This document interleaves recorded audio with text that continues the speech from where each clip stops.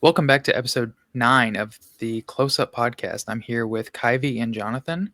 We're going to talk about Jurassic World Rebirth, also Jurassic Park, and then we're going to talk about some movie news. But first, we're going to get into what we've been watching. Anyone of you want to go first? Jonathan, you kick it off. I think last time I talked, I was talking about Death Race 2 and things like that. But yeah, after we recorded the last episode, I did go watch Alfred Hitchcock's North by Northwest.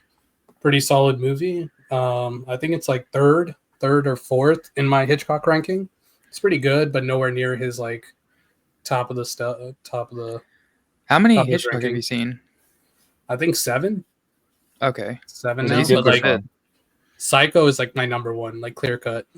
Is just Yeah, so I knew good. that. Yeah, that's fair.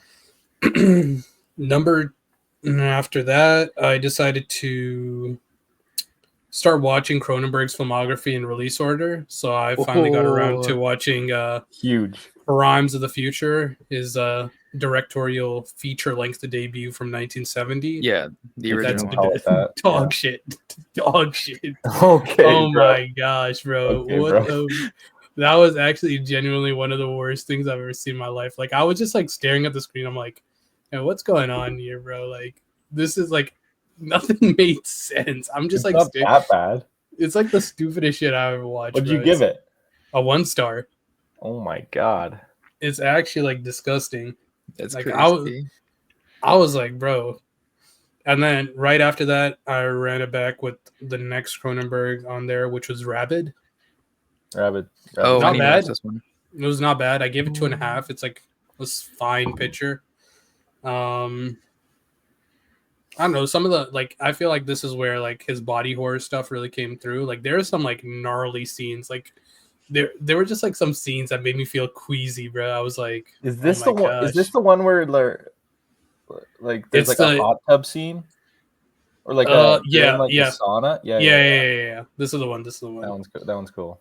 Yeah, because like basically the premise of this is like a woman who gets into a motorcycle accident Yeah. and then undergoes plastic surgery, but then like a side effect of that is she gets like this thirst for blood. Oh, wait, that sounds so sick. Yeah. But like, yeah, there's like some scenes like, oh man, I don't know, you just have to watch it. What'd you give this one? 2.5. Oh, okay. You know, I don't know, it was kind of bland for the most part, but it would add some solid scenes in there. And then followed that up with Interstellar 5555, the story of the secret star Ooh. system.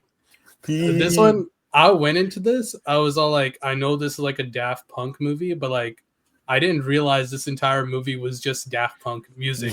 Yeah. Like, there's no It doesn't dialogue stop. whatsoever. Yeah. It's like you just see like the It's just the story play album. out in the background and just the album playing. It's just the Wait, album like, playing, exactly. I was like starting off watching. It's like, okay, it's the first song. I'm like, okay, so now we're gonna get some dialogue here. We just don't get it. I just kept watching. I'm all like, I feel like I'm not gonna like this as much. But then at like the halfway point, I'm like, I'm locked in. This is actually so sick. It's so sick because it's like this cool movie with this that looks good and it honestly has a good story and stuff. Yeah, But it is a then great story. You're just listening to Discovery, so it's like the best thing ever. Yeah, it's like Yeah. the best music ever. Yeah. Bro, like I was literally thinking about Interstellar today, and I was like tearing up because of like one of the scenes in there. I was like, yo, this shit is so sick, bro. This shit is So so dope. sick. It's so dope. Then I did end up watching the first Superman from 1978 after, you know, in preparation for one of the greatest movies of all time coming out. Oh my god. This guy. We'll talk about this more or less next week, so I'll hold off on that for now. Watched Jurassic Park after that, rewatched Jurassic Park. We'll get into that. Dominion I watched just because I saw that it's supposed to take Jurassic World Rebirth takes place 5 years after Dominion. And I had already seen Jurassic World and Jurassic World Fallen Kingdom, so I was like, fine, I'll watch Dominion. It's ass. It is so bad. It's so bad. I could have guessed. Then I did watch Jurassic World Rebirth right after that. Then following that was the old rewatch. Oh, M. Night. Good movie. Like this is yeah. a pitch. This is Yes, just a movie sir. that's gone up with every rewatch. Yes, Like I just sir. appreciate it more and more. Yeah. Yeah. Banger. Drew's take of this being the best shot film of the decade. It's still ridiculous. It is No, still it's not ridiculous. It's not It is ridiculous. still It's not ridiculous. But I did gain more appreciation for the shot selection after this rewatch. We won. But We it's won. still ridiculous. It's still ridiculous. Nah, bro. It is ridiculous, but it's like It's shot a- super well. No. I don't think. Okay, here's my thing. I don't know if it's number 1, but it's like top 10. That's my thing. Bro went from best shot movie of the decade to like it's top 10. Well, top you know, 10. I had to That's be, crazy. you know, a little Reel it in, hyperbolic, bro. but yeah, it's I one of them. mean, Superman's gonna be better shot. Oh, Oh my this God. guy. Dude, from the clips and the Oh. trailers, Ooh, it's gonna be so That peak, bro. CWS movie. It's gonna it's be shot. so fire, bro. It looks so stupid. Nah, bro. I mean, are there any movies from this year that are better shot than Old? I mean, I feel like Sinners This is year? better shot. No. I feel like Woman in the Yard, probably. this guy's throwing JCS. I love Woman in the Yard, but no. Speaking of Woman in the Yard, that goes right no. into the next movie I watched, which was Oh, Orphan. yeah. I feel like this movie is Ooh. actually sick. This is like JCS at his most sauciest. I feel like It is. this is like the movie where I've actually seen like I feel like I've noticed like it feels like there's a distinct style here. Yeah. And it feels like the director had a free reign in what was going on. Yeah. Because You like could see the JCS sauce. like Big I was time. just like I was watching the movie. I'm like, okay, there's like some sick camera movements going on. I'm like, this story's sick. There was some shots that were crazy, like the blacklight in this bro. So sick. Like So this sick. might have one of like the Oh, dude, it's most so awesome. fire Warner Bro intros like ever. Like, yeah. You know how Warner Bros like kind of has their logo in tune with the movie, you know, like with the Matrix, with the green hacking thing coming down. This one was just like the black light flicker. I'm like, yo, this is already gonna be insane, bro. And like the story itself was actually pretty good. Like I saw the plot twist coming, but I was all like, this is just like a great story. It's just like it feels like it's gonna be a cult classic. What do you think of? I don't know. Isn't it like a Skarsgård or something? Is it Peter Skarsgård? Yeah. Peter Sarsgaard, yeah. Peter Sarsgaard. Okay, what did you like him in the movie? I mean, Bro. like his character was actually dog shit. Like Worst part about the movie. Like not Actually, his worst part writing, about the movie. but like his character, he was all like he was so dumb. Like the character, he's like he's so dumb. It's like so ridiculously dumb. Are you telling me that you adopted this person? We might get into spoilers for Orphan, by the way. Adopted this girl, then you know, in the span of like a few days, you get like the most crazy shit going on in your life. Yeah. And you're like, nah, it can't be her, bro. It's you. It can't be her. It's you. It can't be her. Oh my gosh, bro. He plays. I don't know how many movies I've seen that guy in, but I know him from the Batman, where he just gets he's the guy and he gets taped up by the Riddler, and he's like the DA. Yeah, the DA, and he's like such a dork in that movie too. Yeah. He's like typecast as like this idiot, absolute loser, nerd, idiot. Yeah. It's pretty funny. He's like the most oblivious person in the movie too. It's like and he's just always like blaming his wife. It's so stupid because like, you know, like I swear like 40 minutes into the movie, it's like everyone knows that it's Esther, the orphan. Yeah. She's like the bad guy except the dad. It's like the two kids know because I mean obviously the deaf kid knows because like she pushed that other girl off that slide. And then the boy knows, the brother, because like she held a knife to his like while in the bed. And this was and like the mom's already suspicious of her. And this is like 40 minutes into the movie. There's still like another hour 20. So it's like literally only the dad doesn't realize that she's like the bad person in all of this. And I'm like, oh my, this is like the dumbest thing ever. Like, there's like it's pretty silly, but Yeah, I mean, No, still a good movie. The scene with with the Esther, she gets all like dressed up towards the end of the movie is so funny. Oh my It's so god. ridiculous. I love the ending. The ending is so good. Yeah, no, the ending's really good. Bro, It's like so the much ending fun. where it was like, I remember, I think Drew and I, we were watching this, right? We replayed it Yeah, we because were like it watching was so together. gnarly.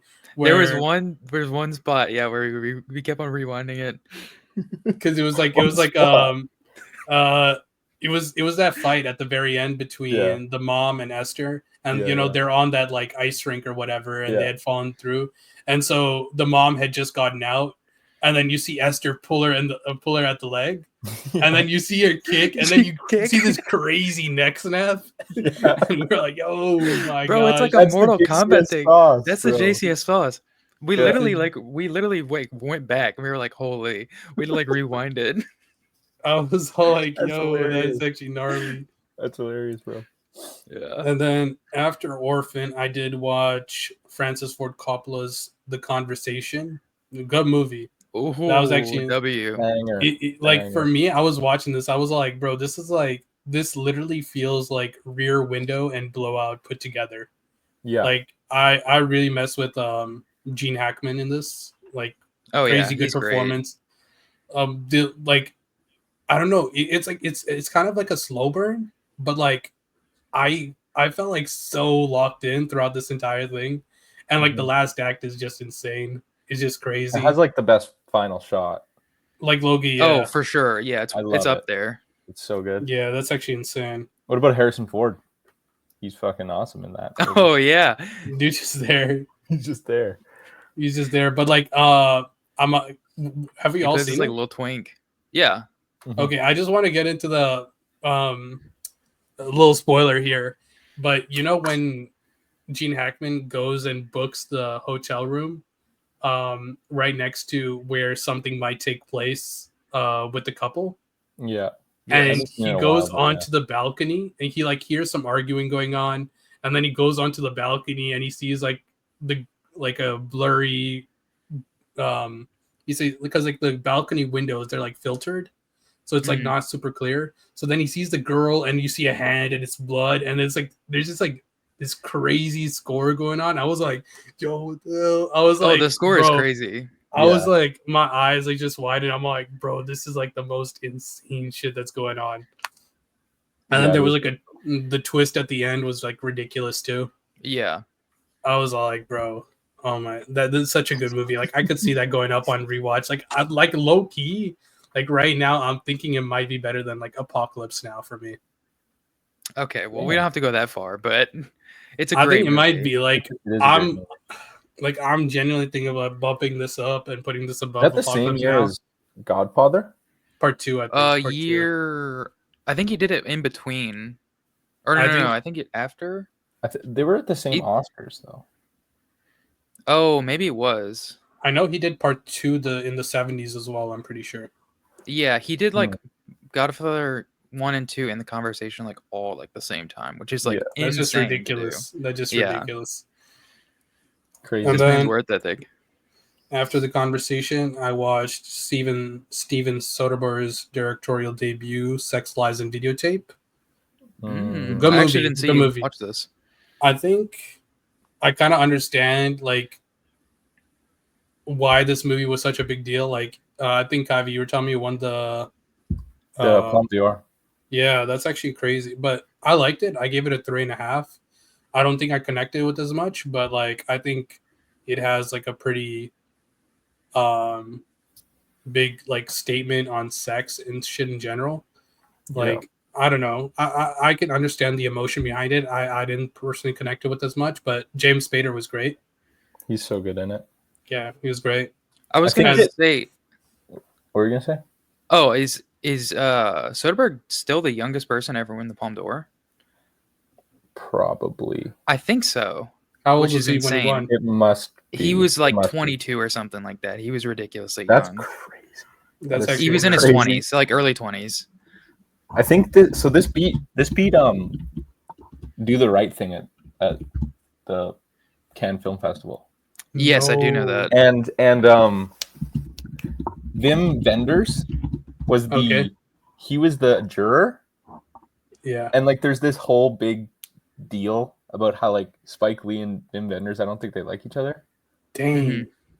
Yeah, I don't know. That's crazy because exactly I do think that Do the Right Thing is a wildly better movie than Sex, Lies, and Videotape. Like, Do the Right Thing is genuinely like a masterpiece to me. He was 26 years old. I just looked it up. Dang, that's ridiculous. But still, yeah, ridiculously young. And then after that, I watched the Netflix sensation right now, K-pop Demon Hunters. Oh my god, bro! I see this at the top of my the top of the letterbox thing, like most yeah. Whatever, and I feel like this showed up, and I was like, "What the fuck is this?" Yo, this is actually a movie where I feel like the cover actually deceives like the movie. Like the movie's actually genuinely solid. Like the music. You gave it 4 stars. Yeah, you the same as the conversation. The music is actually so hype, bro. I'm gonna give it a buck. The music is actually electric. I would have the conversation above this though. I would have the conversation above this. But nah, this is actually like ridiculous. I was like pretty impressed by this. This is like one of the more surprising watches. I think this is like I don't know if you guys heard of Nimona from 2023. Oh yeah. It was like another Netflix is it the same animated studio? release. I don't think so. I know K-pop Demon Hunters was Sony Animation. I don't know if Nimona was. Okay. But Nimona was like also like another animated movie that I felt like flew under the radar a lot. And I think I still like Nimona more than this, but like I feel like for the general audience, I feel like people are watching this, but I feel like in the film community, I feel like people are like brushing this off, not taking it as serious. But I feel like it's a solid movie. I'm brushing that off, bro. It's a good movie, bro. It's a good movie, bro. I might watch it just to fill out my 2025 list. That's crazy. And then right before we recorded the pod earlier today, I watched another Cronenberg, Fast Company. This is Cronenberg most out of his element because like this is like the least Cronenberg film you can get. Dude's just about this dude racing cars, and I don't know, like the first half I was like genuinely irritated by how boring it was. I was like, bro, what is going on right now? Like I was like, bro, I don't think I can watch this. This is like there's nothing going on right now. Yeah. But like the second half was actually solid in my opinion. Like things picked up, like the plot started moving. There were some pretty cool shots at the end. Has some like funny scenes. Like there's like some characters that crash out in this movie that I just found hilarious. Like if you watch, you know. But yeah, filmed in your backyard, bro. It's not ridiculous, bro. This was filmed in my city. Mm-hmm. So that's Cronenberg pulled up. That's more than I can say for any other. He pulled up. He pulled up, bro. He pulled up. And that basically wraps up my week here. Nice. Kuyve, you going? Yeah, I'll go. Okay. So I didn't watch many movies other than the ones we're talking about today. But I did go to the theater and I finally watched 28 Years Later. Ooh. And I think this movie is really, really fucking good. I think I might be the highest on it, and I wasn't on the episode. So that's kind of... Yeah. But okay, tell me this. Caden. Would you have this above 28 Days Later? Yeah. Okay, then you're on the same stance as Caden with this. Yeah, you're with Caden also prefers... Yeah, because I'm on days above years, but you and Caden are years above days. Yeah, I much prefer days, or not much prefer, but I prefer days. Yeah, I mean, I don't know. I think they're doing some really cool shit with the camera. Oh, for sure. For sure. That's just so it's like the coolest shit I've seen crazy. In so long in a theater. I don't know how some people the iPhone like we talked about in the episode, but the rig with the kills is like the coolest thing of the year. So cool. Yeah. It's so cool. It's so video gamey. Dude, that's what I said, and no one else agreed with me. I was like, "This is like so like video game aesthetics." So video gamey. It's so cool. It's so sick.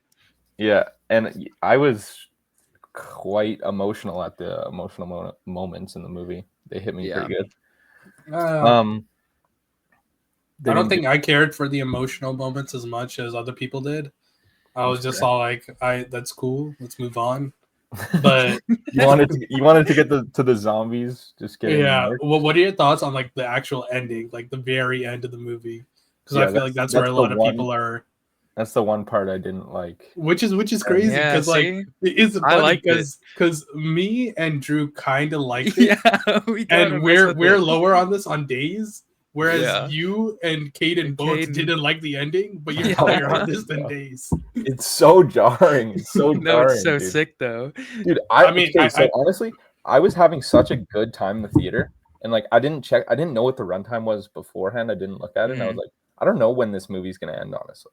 Yeah. So I thought maybe he was gonna go, like we were gonna continue and just see him going through the spoilers, by the way, going through the like England and stuff.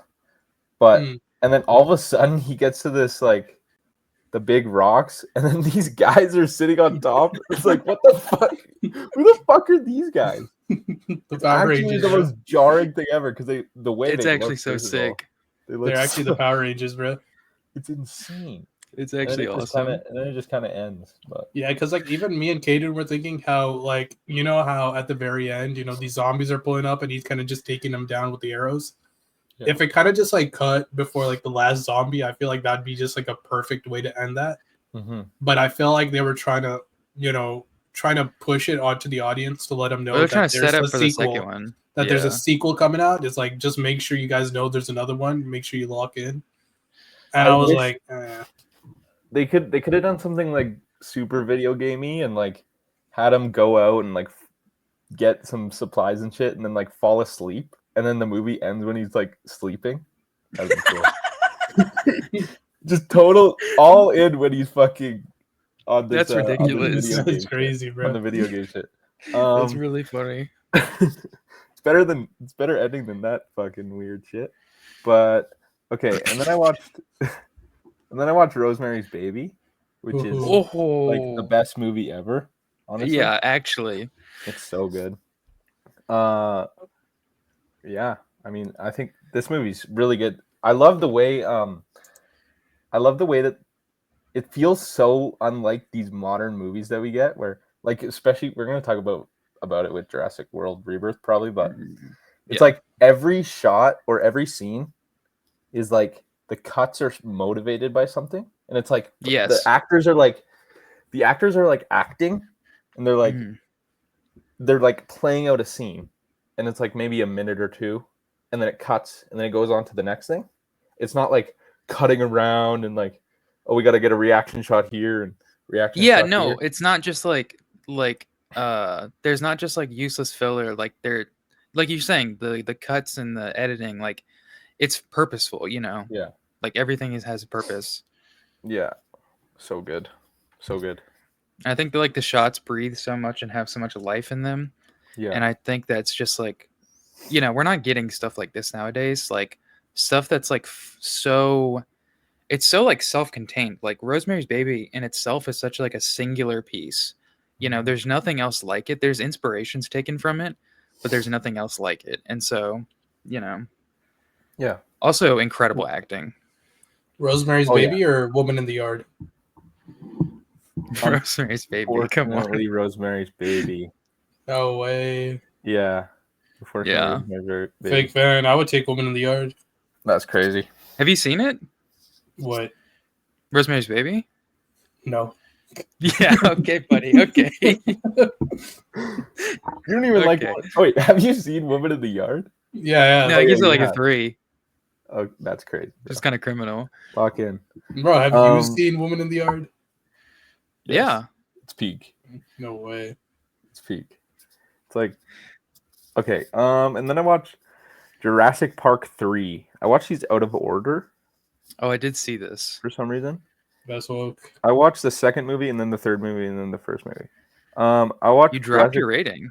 I did drop my rating. I don't think it's like great movie, but I have fun with it. I think it's like. Which one? The third one? I'm not like I'm not a Spielberg. tourist and mega truther, where I'm like, Lost World has to be number 2 because it's a Yeah. Spielberg picture. I think 3 is fun, and I think like having Sam Neill back is quite fun. He's cool. Jeff Goldblum. He's the coolest.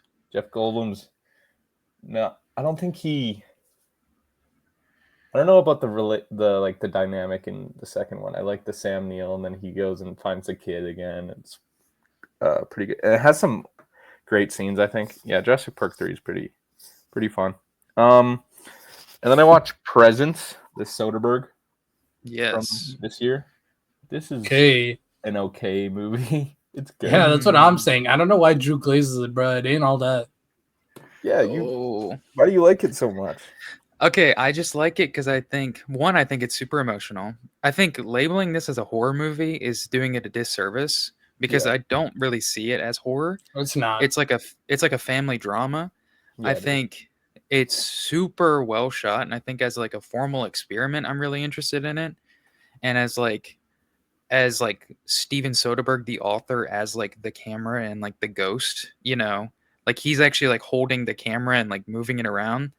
It's not like, someone else, which is super interesting to me. And I just think that, I don't know, I just think it's really interesting and it really touched me in a way that a lot of other movies didn't, It's neat to see this family and all their problems, and it's, yeah, that's fair. yeah, it's also just like a engaging story. I don't want to spoil it because I don't think many people have seen it. Yeah, it's super quick and it just like goes. Yeah, it flies by. It flies by. Yeah, I think that you go ahead. Okay. Oh my god, bro. Why we had to say that shit at the same time? Nah, you go. I lost my train of thought. I like it for all the reasons that you like it too, kind of, but I don't know. It feels like Soderbergh's making these movies so quickly. Yeah, and, like, he's just busting them out, and it kind of this one especially feels that way. Kind of, it like feels super kind of. I don't want to say like cheap, but like kind of. No, it is cheap. Bit. It's a cheap movie. It feels like cheap and like it doesn't feel like there's a lot of like heart and soul into it. It just feels like it doesn't feel like he's making it for money. Obviously, it feels like he's just trying to like do some experiment with the camera and stuff like that. But Yeah, it doesn't have like any soul to it. I don't think. Yeah, like for me, I mean, like all the things he did here were cool, but like for example, like that family dynamic, like I couldn't connect with it. Like I really couldn't care what was going on. Like I didn't. Obviously, there was like that one kid that had like this traumatic backstory happening prior to the film happening, and I was all like, I really couldn't care like what that was, and they tried their best to explain it, and like the more they explained it, I still couldn't care what was going on, and like by the end of it, I'm all like, all right, that was cool. I mean, yeah, shit went down. I don't think the actors really sell us on it. See, like, I think that's. I really like difference. the dad. I really like the dad. The dad is really good. I think that's kind of the difference between us and like scores and like feelings is like I really did like the family and I was invested, but like I get why people aren't, Mm-hmm. But I think it's ridiculous that it's like being labeled as horror. Wait, what? Yeah, no, definitely horror is crazy for it. But have you guys locked in on Soderbergh's best movie, Ocean's 11? No, I thought about watching it this weekend though. It is that is a banger. I've seen it. It's so good, bro. So good. This is like one of my favorite movies of all time, bro. Soderbergh's best. Is that Solaris? Solaris, Out of Sight, maybe. Sex, Lies, and Videotape. Yeah, those are my 3. Yeah, for me, it's like, watch those. For me, it would be like Ocean's 11, and then like Ocean's 12, and then Logan Lucky. So like his heist movies just hit for me. Like I don't know, yeah. He's doing something right with them. Logan Lucky's fun time. I need to rewatch Logan Lucky. I saw it in theaters when it came out, and I like don't remember anything about it. Yeah, I think you'd like it. Yeah, probably so. I think Yeah, that's it. That's it? Wait. Okay. I did. My parents were watching The Brutalist, and I sat in. I sat in on the first hour the first hour and a half till the intermission. I think this movie's really good still.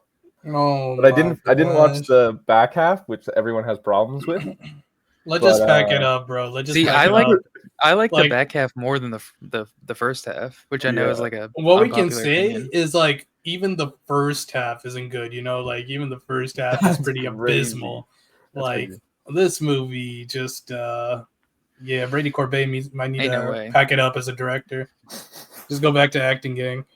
Nah, bro. All right, bro. All right. I wasn't here last week, and I haven't really been watching a whole lot of movies, so I'm just gonna blow through this. Also, we've Pause. talked about 3 of these movies already. So, Rosemary's Baby, I love it. One of my favorite movies of all time now. Like actually, like up there, up there. Did it make your Five-star top 30 picture. list? It did. Dang. Like ridiculous. Like blew me away. It's also like, okay, Roman Polanski made this movie. Roman Polanski, terrible person. But this movie's like condemning the stuff that Roman Polanski has done in real life. It's crazy. It's like crazy. It's like he's like saying, "Oh, this is bad and you shouldn't do this." And then like he just does it. It's like, what? I know. But I like it It's actually as not crazy. just a horror movie because it does work as that, but also like a movie about how like society deals with women and like societal pressures and like like relationships and stuff like that. Yeah. Yeah, love it, love it, love it. I rewatched The Terminator with my dad. Got a little bump up. This movie is Ooh. it's so good, dude. It's so Peak, awesome. peak, peak. Let's It's go. actually so good. I That's was Yeah, for great. like, like 2 more minutes, I gotta head out. All I'll right. be back. I'll be back. okay, okay. No. So I was like, I was just talking with my dad, and my dad was just like, "Hey, you pick out a movie," and like I was just like, "Okay, I think it's Terminator." I was between either Terminator or Alien, but I was like, "Okay, I want to kind of want to rewatch Terminator," and it bangs. It absolutely It bangs. bangs. It It bangs, dude. bangs. It's so The good. score is so good. I think my favorite scene is the scene where they're in the techno R bar and Mhm. like he goes with his gun to shoot her and like that whole sequence is It's so so good. awesome. And then Reese whips out the shotgun. It's so Yeah, good. that's so awesome. It's so sick. I also like I think my second favorite scene or maybe favorite is maybe your favorite. I think this might be I know it's for sure your favorite shot of like Arnold with the face with the Oh, eye it's messed so up. good. It's It's so so good. And good. he's like tinkering with his arm. Oh, It's it's so so good. sick. Yeah. And My yeah. favorite thing ever, just for anyone listening, favorite like little moment in any movie ever, I think, is when he walks up into frame, or he doesn't really walk up into frame, but he just like goes up into frame, and then he just clicks the light on, and then the light shines on his Yeah. face. It's It's so so sick. sick. It's It so looks good, so dude. amazing. It's so amazing. Yeah. I also like love whenever he's um when he's going out and uh what was I gonna say? Oh yeah. No, whenever he's like in the bed tinkering with his arm and the guy like knocks on the door and he like scrolls through the menu. He goes, "Fuck you, asshole." It's so good. It's so good. It's so good, man. Yeah, it's so awesome. I love, dude. Um I think that the term. Were you bored for any second of it? I think it no. It's moves. so entertaining. Yeah, it's so entertaining. One of the most entertaining movies ever. Like I Yeah, could rewatch it right now. yeah, me too. Yeah. I love it. Um I watched Elementary Phrases, Lil Brockage and Phil Solomon. 30 minutes. Great. My power went out, and so I had this downloaded on my computer. So I was like, well, there's nothing else to do. So I just started cracking on this. Thank God Jonathan's not here to flame you right now. Yeah, exactly. No, Yeah, but it's Brock. so good. It's so good. I don't think I've I seen this don't, one. it's a lot to take in. And so I gave it 4. I think it's like incredible. It's 30 minutes. It's long, it's Oh, lengthy, but like it's a lot to take in. But it is, it's interesting. I've only seen a couple of Phil Solomon stuff, and I've seen one other work with him and Brockage, Seasons. So I'm Yeah. kind of interested to see like their work together, or like see more of it. But this one was great. I was watching it on my laptop downstairs, and then my dad was just sitting on the couch, and he just saw the the reflection of the light like on my face, and he's like, Yeah. "Are you watching fireworks?" I thought that was so funny. That I is was like, funny. "No, Dad." Let's see, what else did I watch? I rewatched Blowout.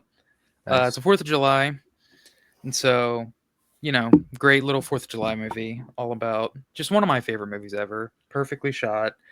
The ending gets me so emotional. It's incredible. Yeah. And then rewatched another one of my favorite movies with Jonathan. Did a little watch party with some friends. Watched Old. Banger. Jonathan talked about it. Banger. Every time I rewatch Old, I pick up on like a new little line of dialogue, and it's crazy to me that people think the dialogue is bad because it's so crazy. It's like Everything this is this means something. yes, and it's like Mhm. this is the same movie that has like my thoughts have more color now. Like that is an insane line to drop. Yeah, yeah, Yeah, yeah. it's actually incredible. I watched Orphan with Jonathan. We watched that after Old. We already talked about it. JCS. It's really good. Yeah, JCS. And then Jurassic World Rebirth, and then watched that with my dad, and then Jurassic Park. I just finished watching that. So, yeah. Sweet. Do you want to get into Rebirth a little bit? Yeah. Let's do it. Um, So, what is kind of your like relationship with Gareth Edwards? um, I actually really like this. I like this guy a lot. How many movies have you seen from him? Because I've seen Godzilla, The Creator, Rogue One, Hmm. and that's like all the big movies he's made. And then this I one. think I've only seen Rogue One. Let me do a double check, and then Jurassic World Rebirth. Yeah, no, Uh, I haven't seen. I need to see the creator. yeah, The Creator's cool. Yeah. But yeah, I really like The Creator. I actually really like Gareth Edwards' movies. Now that I think Hmm. about it, because like Godzilla was like a big movie for me when I was little. Like his Oh, Godzilla. really? Yeah. I just remember seeing it in the theater and I was like mind blown. Yeah. I think he does some cool stuff in that movie, like with Hmm. the monster and how much he wants to show you and stuff like that. Yeah. And then the creator's quite good. Hmm. Um, what about you? Do you like Gareth Edwards at all? Yeah, the thing is, I think I like Gareth Edwards. I just don't think I like any of his movies, if that makes sense. That's fair. Because I've only seen Rogue One and then this one, and then this one, spoiler alert, this one's really bad. Yeah, this one This is sucks. this is a really bad movie. This one sucks real bad. Yeah. But I think while watching this movie, there was like moments where I like saw the vision. Like there's moments where I was like, okay, this guy is actually like putting a little bit of effort into there's a like the tiniest bit of sauce in here. Yeah. And it's like it's so crazy because it's like I remember like the reflections of the water, and it's just like there's just they're kind of just letting him cook a little bit. Hmm. I I wonder how his other movies are, specifically The Creator, where he's just like he kind of has like full, like he's like has full vision over it, Yeah. instead of just making like a franchise movie. I think the creator's good, but you really have to buy into what they're doing with the story and Hmm. like how these characters are interacting, and um, you really have to buy in there because he gives it to you with the world. I think the world Yeah. building like he sets up is quite good. But you just have to buy into that the John David Washington of it all and Okay. Yeah. Gemma Chan. But yeah, I think Rebirth kind of sucks real It's bad. really bad. I Yeah. was I kind of wanted to give it the benefit of the doubt when I left the theater And I was like, well, it wasn't like that bad, but then Yeah. like thinking about it more, I'm like, oh, it kind of is that bad. Yeah. And especially rewatching Jurassic Park, Mm-hmm. like they like we'll get into it, but they like kind of steal things like beat for beat almost. Oh, but yeah, big time. Yeah, And did you and watch Jurassic Park after you watched after Rebirth? Yeah, yeah. I after did that yeah, too, and it was like like noticing it made Rebirth look really bad. yeah, it was Yeah. pretty crazy. Um yeah. No, it's ridiculous. What'd you think about the cast? Um okay. Obviously, I like Scarlett Johansson and I like Mhm. Mahershala Ali. Mhm. Um I like Jonathan Bailey's fine. Like I don't even know what he's been in He's like fine. other than He is so Wicked. fine. Not like fine, but like he's just like whatever. He gives the Yeah, most whatever performance ever. he's so whatever. Um like obviously I like them as actors, I guess, and What'd you think people. about what'd you think about Rupert Friend? Which is that guy? Wait. Oh, he's like the villain. Oh, okay, yeah, Yeah, the Wes Anderson guy. yeah. I didn't love him in this movie. I don't think he's Yeah, great.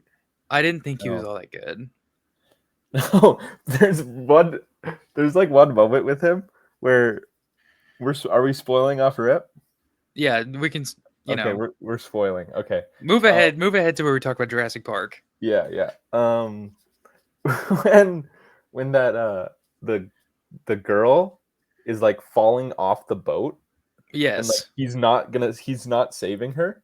He like gives a little like Yeah, smile. And it's like the he just like stupidest shit. looks. It's the stupidest shit. I don't think he's Yeah. very good in this movie. But Mahershala Ali and Scarlett Johansson, I think they're like whatever. They don't have anything to work with in this script. And they're like Yeah, delivering that's the it. thing. I don't even think they're delivering it any good at all. Like They don't have anything, but like they kind of save the movie for me, and I think they're both like so charismatic and yeah. like especially towards the end, Mahershala Ali is just aura farming. Like Yeah. the final sequence, he is just aura farming, Yeah, and it's it is true. so It's true. sick. It's true. And I was like, when they like tease his death, and like he just like comes out of the water, I'm like, my goat's clean. My goat's clean. He came back. There's no way they're gonna kill him. They do that in such a stupid way because there's like Yeah. Well, they that's also like another thing for like they kind of ripped that off of the first Jurassic Park with the yeah flares. yeah. It's true. Um, but they like the character moments are so bad in this movie. They're like you almost forget about it at the end that Mahershala Ali like he literally looks at this picture of his daughter for literally half a second on screen, and then it's like, Yeah. okay, this guy is a dad. We don't want him to die. Yeah. Like we can't have him die. It's like the Spielberg thing. Like you're never gonna kill that dad. Yeah. And we're only gonna kill the people we don't assign names to. Exactly. Yeah. And then he gets saved at the end because Because he's can't. Mahershala Ali. He's a Yeah. famous actor. Yeah. I really liked both of them. I think they actually kind of saved the movie for me. That's why I gave it a 2-star out of the theater. I since lowered it to 1.5. Yeah, that's what I have it at. Yeah. I think that like I really wanted to give the movie the benefit of the doubt with Mahershala Ali and Scarlett Johansson and Gareth Edwards. It's like I wanted to be like, no, this movie's this movie's actually like sneaky good. Yeah. Yeah, but I can't. I Yeah. can't. It's Uh, really bad. yeah, it's bad. You know the scene in Jurassic Park where uh it's like the reaction shots. It's the famous Jurassic Park scene where they first see the big dinosaur. Yeah. Laura Dern, Laura Dern, Sam Neill grabs her head and moves. Yeah. Yeah. They do the same thing kind of in this basically the same scene where they have those big dinosaurs with the crazy tails and they're like making love to each other, which is just the silliest thing ever. I will say, I think that's the one good scene in the movie. Oh, you I like don't know. that scene? It kind of got me a little bit. I was like, okay, it kind of sold me a little bit. That's fair. I don't think it just. Everyone talks about Gareth Edwards and scale, and how he like knows scale.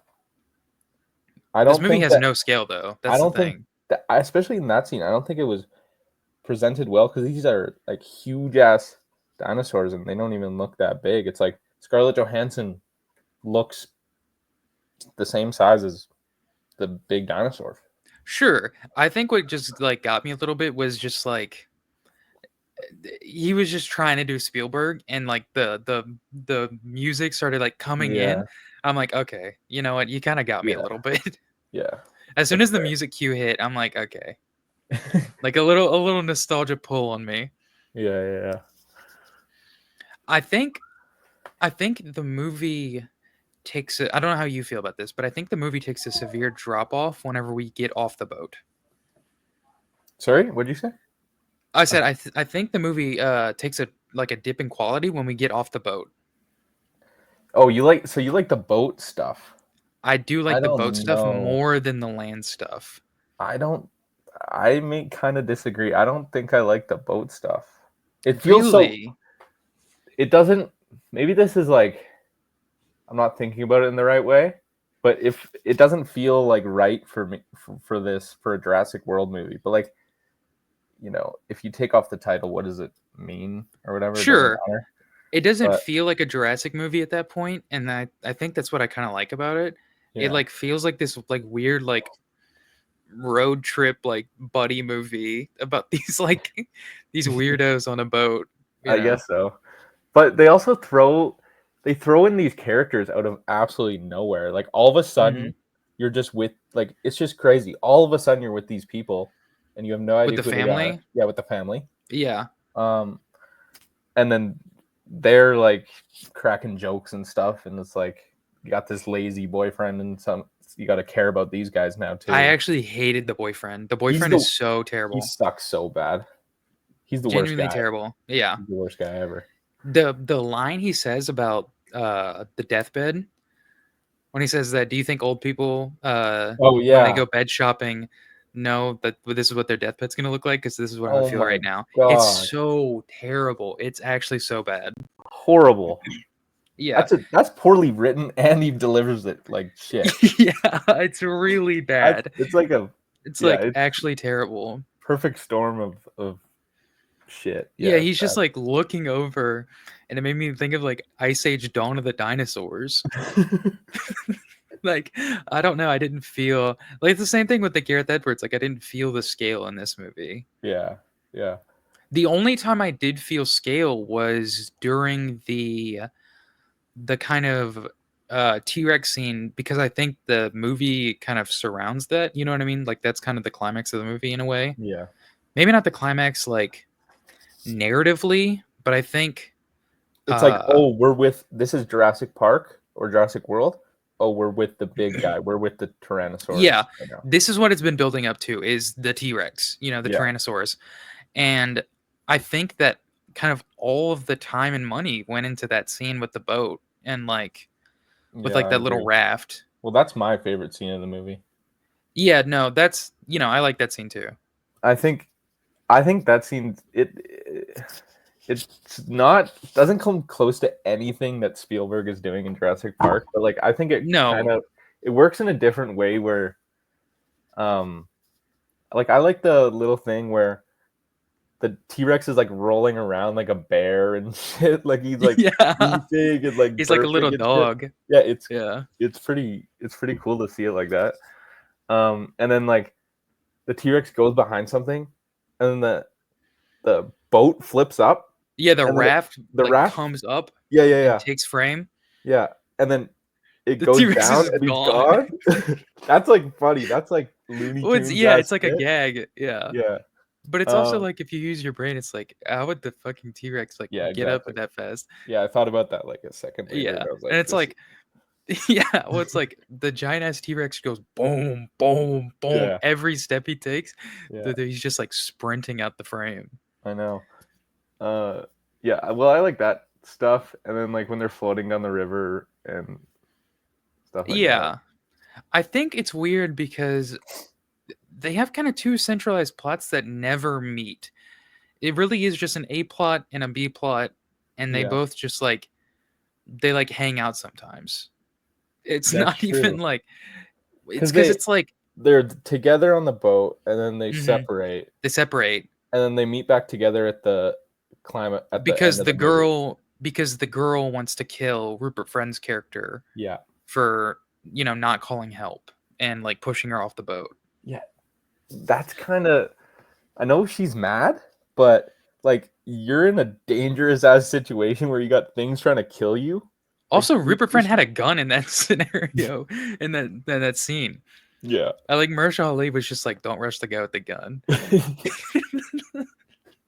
Yeah. No, but I think it's ridiculous because I think they should have either focused on the family aspect and had this been like a cool family fun movie about this, family that gets deserted on this, desert, yeah. or they could have done the Scarlett Johansson, Mahershala Ali, Jonathan Bailey stuff. They didn't need both. They didn't need both at all. It really felt long. I don't know the exact runtime, but it feels incredibly long. Yeah, it's like just over 2 hours, and it feels so long. Feels really long. This movie is genuinely boring. Like I was sitting in the theater like bored, and I checked my watch a couple times. Yeah, it's like you shouldn't have that when you have like this is my thing about these movies is that dinosaurs are like the most inherently cinematic thing you can possibly have. Yeah. Like they're so good to just capture on film, and like Jurassic Park is like we'll get into that, but it's almost like a cheat code because it is a cheat code. Dinosaurs are like the coolest thing ever, exactly. And it makes the characters feel small, and it's like this. It's like an artificial like grandness, Yeah, exactly. And then you have this boring movie with that going for you. It's crazy. It's crazy. Yeah. It's actually just like a nothing burger movie. It's yeah.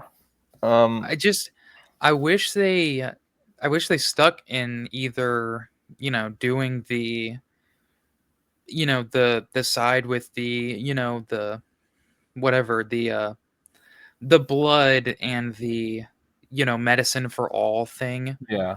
Or the camp of the family. Yeah. The fact that they did both really it didn't balance well. No, it didn't at all. What did you think about the whole like the reason our characters are going on this mission? Well, it's like the stupidest gimmick ever to just get them on the island again, because in all these movies, you have to somehow get these guys in the place that nobody wants to go. Right. And I'm pretty sure, if I think about it, every single time it's for just a crazy sum of money. And that's like the thing. That's like the thing. And it works. It works in the first Jurassic Park. It works in the second one. It's fine in the third one, whatever. But because it's like the biggest motivator ever. But it feels lazy, It feels so lazy in this. And the scene when they're trying to like explain it and they're giving you the rundown, it doesn't work at all. Yeah. The guy's like, we got really deep pockets. To Scarlett Johansson's character. It's like, what are we doing? So I was thinking to myself, like, why hasn't there been a Jurassic World movie where it's like the main character wants to go there? Yeah. And then like even like at that point, if they want to go there, they're obviously like they know how to do shit, or like they know how to work their way around, but still like they're dinosaurs. It's still scary. It kind of gets hinted at with the Jonathan Bailey character and the Sam Neill character, which, the Jonathan Bailey character is practically just like a reflesh of Sam Neill's character in Jurassic Park, but like way worse, like a million times worse. Yeah. It's just, I don't know. But I mean, in the first one, Sam Neill's like, or John Hammond says to Sam Neill and Lauren Dern like, "Oh, I'll fund your paleontology for a year," and then they're like, "Blah blah." There's blah. no actual like motivation 5 years for going. Yeah. Yeah. What did you think about? I hated this. I really did hate this. What did you think about the little dinosaur that followed the little girl? Yeah, it's so dumb. It's so dumb. It's literally just like a chew toy for kids. It's for like a little baby. Yeah, it's like a fucking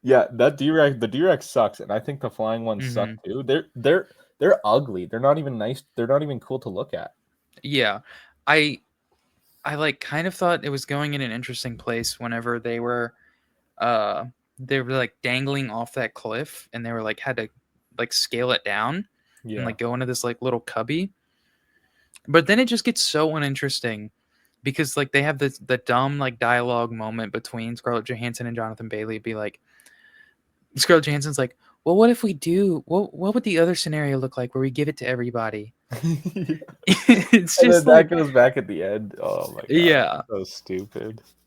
it's trying to be. Well, the first one we're gonna get into it a little bit, but the first one is like it's like anti-capitalist. It's like Yeah, they're trying to like get away from being like like this consumer money kind of thing, and I think it's just hitting all the same beats as the first one, which is really annoying, or at least yeah, it's trying to.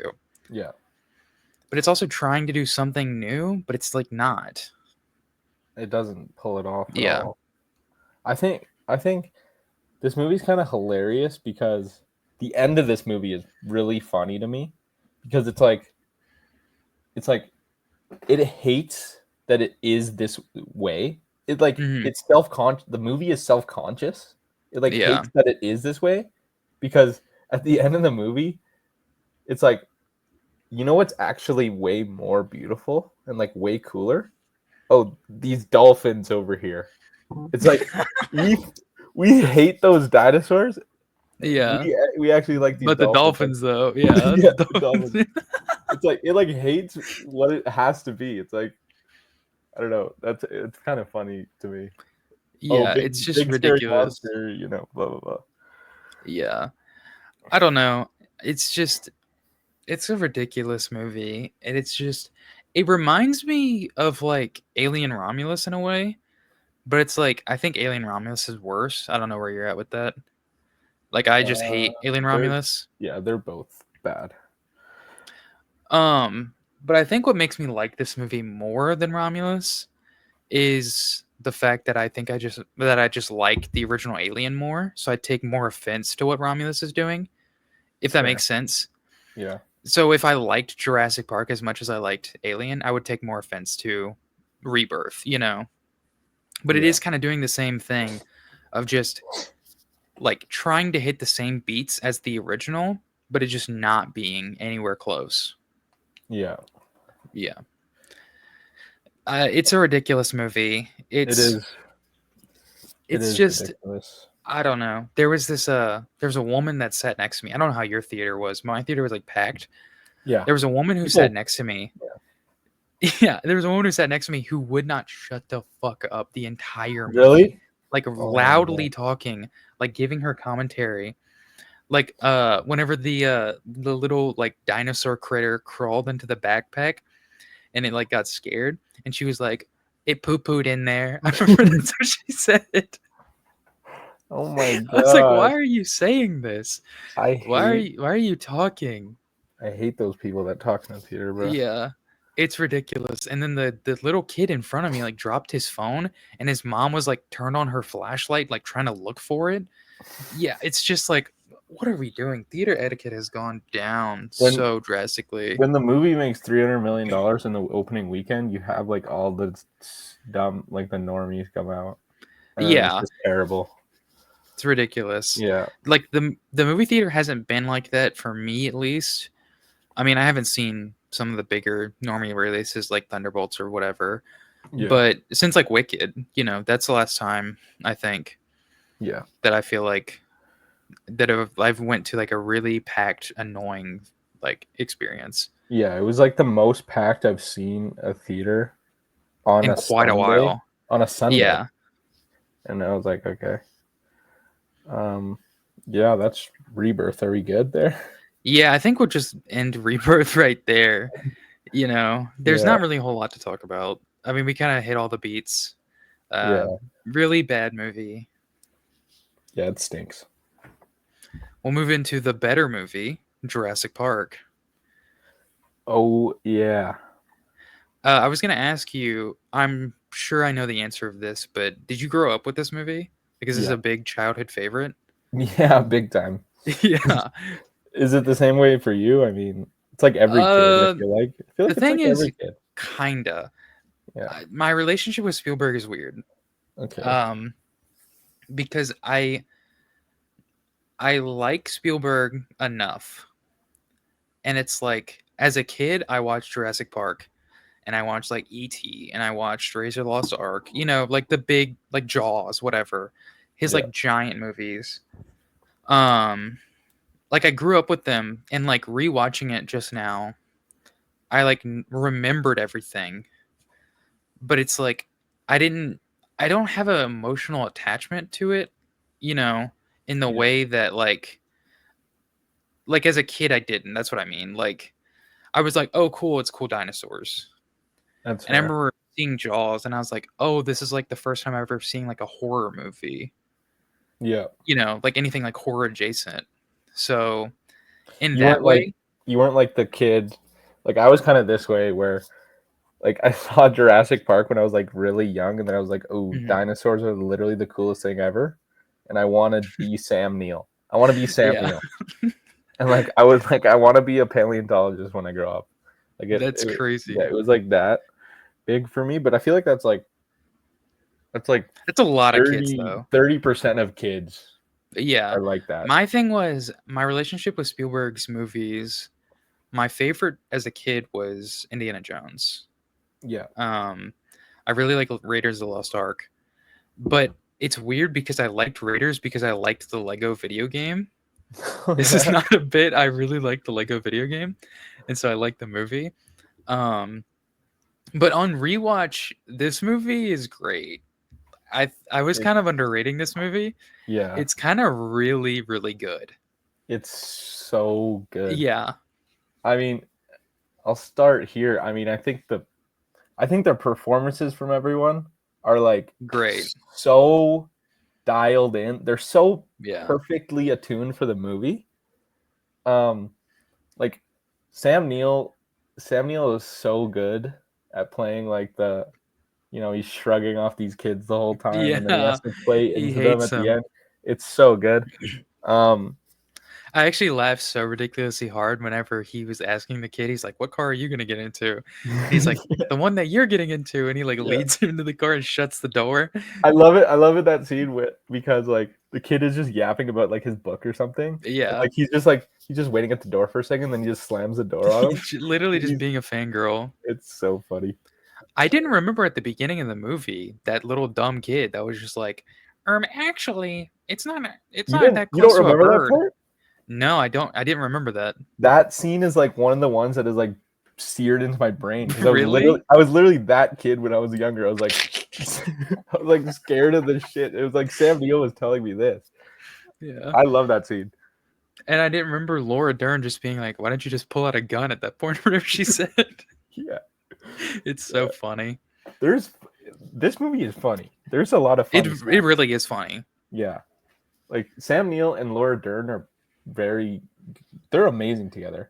And they're like Yeah. doing a bunch of little quips back and forth, like Mhm. and Laura Dern like making fun of Sam Neill and stuff like that. So it's a lot of fun. I think. Yeah. It's I think it's really interesting because I think the movie holds up a lot, not just like narratively and like screenplay wise, but I think like the visual effects still look good. I don't know if there's been like much altercations of like the CG or whatnot, but Yeah. I don't know, but I think it still really looks good and like it doesn't look that dated. Like you can tell it's kind of older, but for a movie in the 90s, like it still holds up really well. I think it's amazing. And like Yeah. the mix of practical and CG, it like works pretty seamlessly in this movie. I mean, like in the kitchen scene when you have the raptors, Mhm. like when they're standing far back there and you have like a wide shot of like the kitchen and then the raptors are like just entering the door. Like those are I'm pretty sure those are like practical. Maybe, I don't know. Like I really don't know a lot animatronic about or like the something. history. Well, Maybe. they look like that to me, but then you have like closer up shots and they're like definitely CG in it. But I think it like blends quite well. Yeah, no, I agree. Speaking to how funny this movie is, I think maybe the funniest part about the movie is when Lord they were talking about the Velociraptors at the end of the movie, and they were like, "Oh, you're sure you got the third one?" And Laura Dern's like, "Yeah, unless they figure out how to open a door." And it just Yeah, shows the Velociraptor. I love that part. I love that part Yeah, so much. it's so funny. It's so It, good. that's so. I feel like that's really Spielbergy. Like just Yeah. hit you with the punchline like immediately after the thing. It's pretty funny. See, my relationship to this movie as a child was this might sound really ridiculous to you, but I really liked the beginning. And my favorite part was whenever John Hammond was showing the video and the Yeah, little like the DNA guy and it kind of explaining everything. And I really yeah. liked that animated bit. That was my favorite part as a kid, Well, which is weird for a that's dinosaur movie, but that is kind of weird, but that speaks to how good Spielberg is at delivering. Well, I don't know. I haven't watched like every Spielberg movie, but like okay, that. careful now. Yeah, I'll be careful here, but I mean, in this movie, Spielberg is Yeah. so dialed in on giving you the exposition in like amazing way like that, where Yeah. he's just showing you this little theme park, and then it tells you Mhm. everything you need to know for the movie. Well, it's like the perfect exposition dump Yeah, because like it's explaining everything you need to know about the movie and yeah, about like how it's like they're clones and they come from the amber of the mosquito, like the mosquito inside the amber, and then like it shows like the amphibian DNA like making up like the little like little like fill in the gaps, yeah. but it's just like it's doing that but also just like presenting this like perfectly and just like Mhm. the most entertaining way ever. I know, But it's and then it's also like like narratively fits. it narratively fits, and it's like perfectly. It's like the perfect amount of time too, because it's like, okay, this exposition, like I'm like catching on a little bit near the end, and then it's like, okay, the characters are too, and like Sam Neill gets Mhm. tired of it, and he's like pushes his fucking thing and just leaves. It's Yeah. it's like lasts perfectly long enough. I'll also like about that scene. It's also like I don't know everything about the movie, but I mean, it's probably Spielberg directing that little video too, and like Probably so. Like I he don't gets to know. he gets to have fun with it, where he's like cloning Hammond like 5 times, and like Yeah. the little No, that's CG so guy. sick. Yeah, Yeah. it's pretty dope. I Um, really like the scene a little later on after that and they kind of explain everything to they show the dinosaur eggs. Um and then Jeff Goldblum's speech right there. Uh I put it in my like the little quote that he says. I put it in my review, but it's like life finds a way. yeah, It's so incredible. so good. He has so many good lines. I think this is Spielberg's best script. There's a lot of Spielbergs that I need to go back to because I think my relationship with Spielberg will change. Yeah. But uh, I love this movie. Like I was much lower on this movie than I am now. Hmm. Um, and I think this movie is really good. And it's Yeah. like I don't think I would have expected this, but it was a blast. Hmm. It really just is like so much fun. It's And so like much fun. there's like little bits of dialogue that are so great.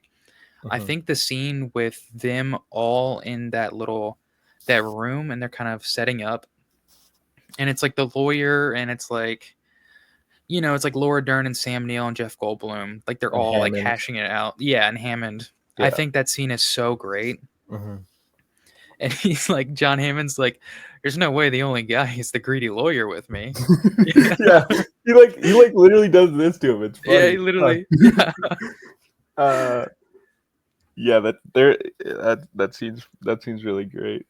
Well, I think it's interesting to note that like this movie is like about like nature versus like humans and like how we try to like how like inherently we try to be God. Mhm.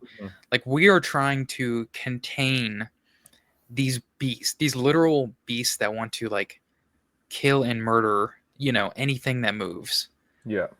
And we are trying to play God in this scenario. And I think Jeff Goldblum's character really speaks to that.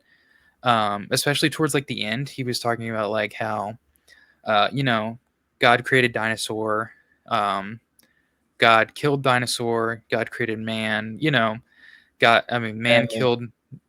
Yeah, man killed God, and then yeah, man created dinosaur. yeah. Yeah. Uh, and then Laura Dern like adds like women inherit the earth or something Oh like that. yeah, It's so good. yeah. Um, No, I yeah, like Laura Dern just being like this like cool little feminist. yeah, it's awesome. Yeah, it's so sick. I Yeah, really, I do think what you were saying about the kids is true, like the kind of Spielberg aspect, because I do kind of think that, and it really kind of got me with Sam Neill kind of just being like, no, fuck those kids, I hate kids. And mhm. then like at the end of the movie, like in the helicopter ride, they're like all like snuggled on Yeah. top of him. Well, I love this scene where it's like kind of it's like the big scene where it shows you that he like actually cares about these guys Hmm. when they're in the tree together, and Oh like yes. the like the long neck dinosaur comes in and then Hmm. bites it. That scene is Hmm. so perfectly Yeah. done. And the child is like scared of it and says it's the Vegisaurus. Veggie story. Yeah. Yeah, It's it's just a funny. funny thing like that. And like kind of bringing it back to Rebirth is like the kid was like it's doing that thing. It's like the little girl is scared of the dinosaur and like terrified of it, and like Hmm. she has to like learn that some of them are just like herbivores and like only eat like Yeah. plants. Hmm. It's just pulling that. Yeah. Well, I what I like about the this first movie is that Hmm. basically every single time you see a dinosaur, like for the most part, except like when Sam Neill sees like the Triceratops, obviously when it's like dying, Yeah. kind of. But every time they're they're scared of the dinosaur, and it's like, oh, we don't like these guys at all, and it's like Hmm. you're kind of on edge the whole time, or you're like there's like it creates like a feeling, and in Rebirth, the whole thing is like dinosaurs are so lame now, and we've seen them Yeah. so much that it doesn't matter, and like it doesn't even feel like they're scared of it. Like I'm going back to Rebirth a little bit, but there's that one scene where it's the same dinosaur that Hmm. kills. We haven't even talked about Nedry, but it kills Oh Nedry. It's the same dinosaur that kills Nedry, but in Rebirth, like it shows up yeah. Hmm. again, and I forget who it shows up for, but it's like it just like appears there, and then she's like not even scared, and then it just runs Yeah. away. It's so lame. It's so lame. Well, what I love about this movie, Jurassic Park, is that all the dinosaurs feel purposeful. Yeah. There's not a single dinosaur where it just feels like we're just throwing this shit in because Mhm. dinosaurs are cool, which you can Yeah. do, and that's fine. But I feel like that's a lot of Rebirth, and it's just like dinosaurs are inherently cool. It's cool to watch them like kill things and like be scary, but it lacks the purpose that the original does. Like almost every dinosaur has a purpose in being in frame, Yeah.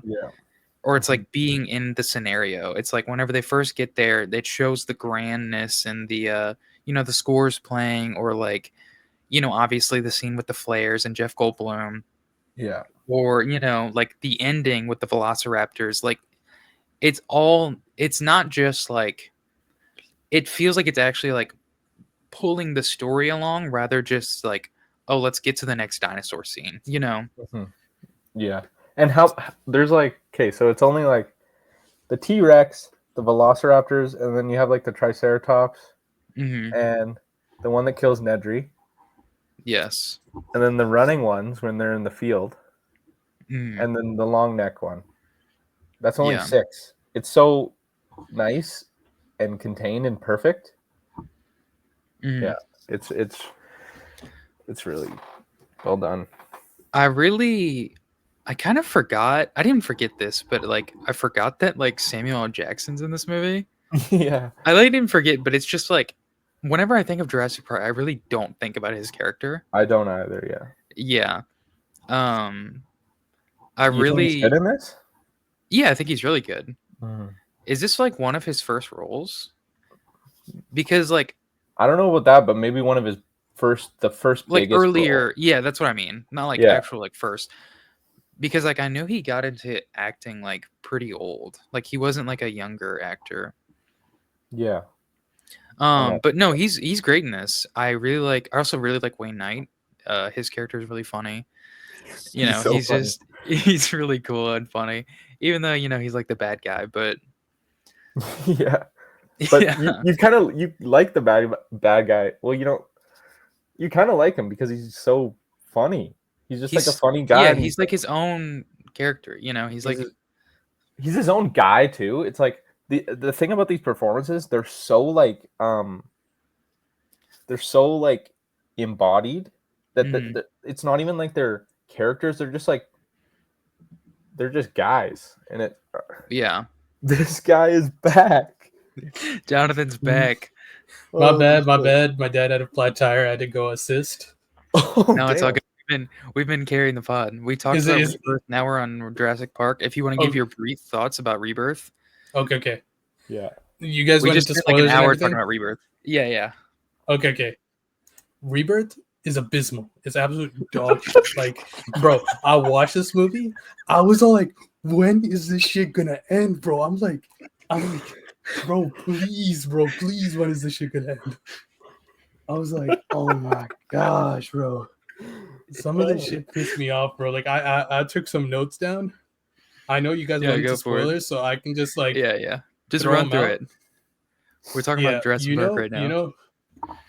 Okay, well, for the viewers, I'm gonna rewind back to Rebirth just so I can talk about here. So in the beginning of the movie where they're on that boat and then they rescue that family, and they're getting attacked and stuff, and then that girl tries to make that SOS call, and then that guy stops it, and then she's down, and then there's like the boat's capsizing, and the little girl's almost on edge, and the dad goes to help her, and like he gets like this leg injury because of that, and like he Now he gets has a to be leg walking injury. around the stick. Yeah, he's like walking around the stick, and some of the plot points happen because he's like limping and stuff, and he can barely walk. Like when It's the fucked girl has up. to go get that boat from that thing beside that T-Rex. Yeah. The raft, Because like he can't walk across the island, so they're all like, let's take this boat across. Yeah. The third act, he's completely fine. I'm like, why is this guy doing full sprints right now? I thought this guy was dead, bro. I thought this guy couldn't walk no more. He's doing tricks on it. I was all like, bro, why is this dude running like he just didn't get, like, he broke his leg, bro? I hate when movies do that lame shit though, where they injure the character a little bit, and so it's just a little bit harder to get through. Yeah. It's so lame. It's such a lame thing, Yeah.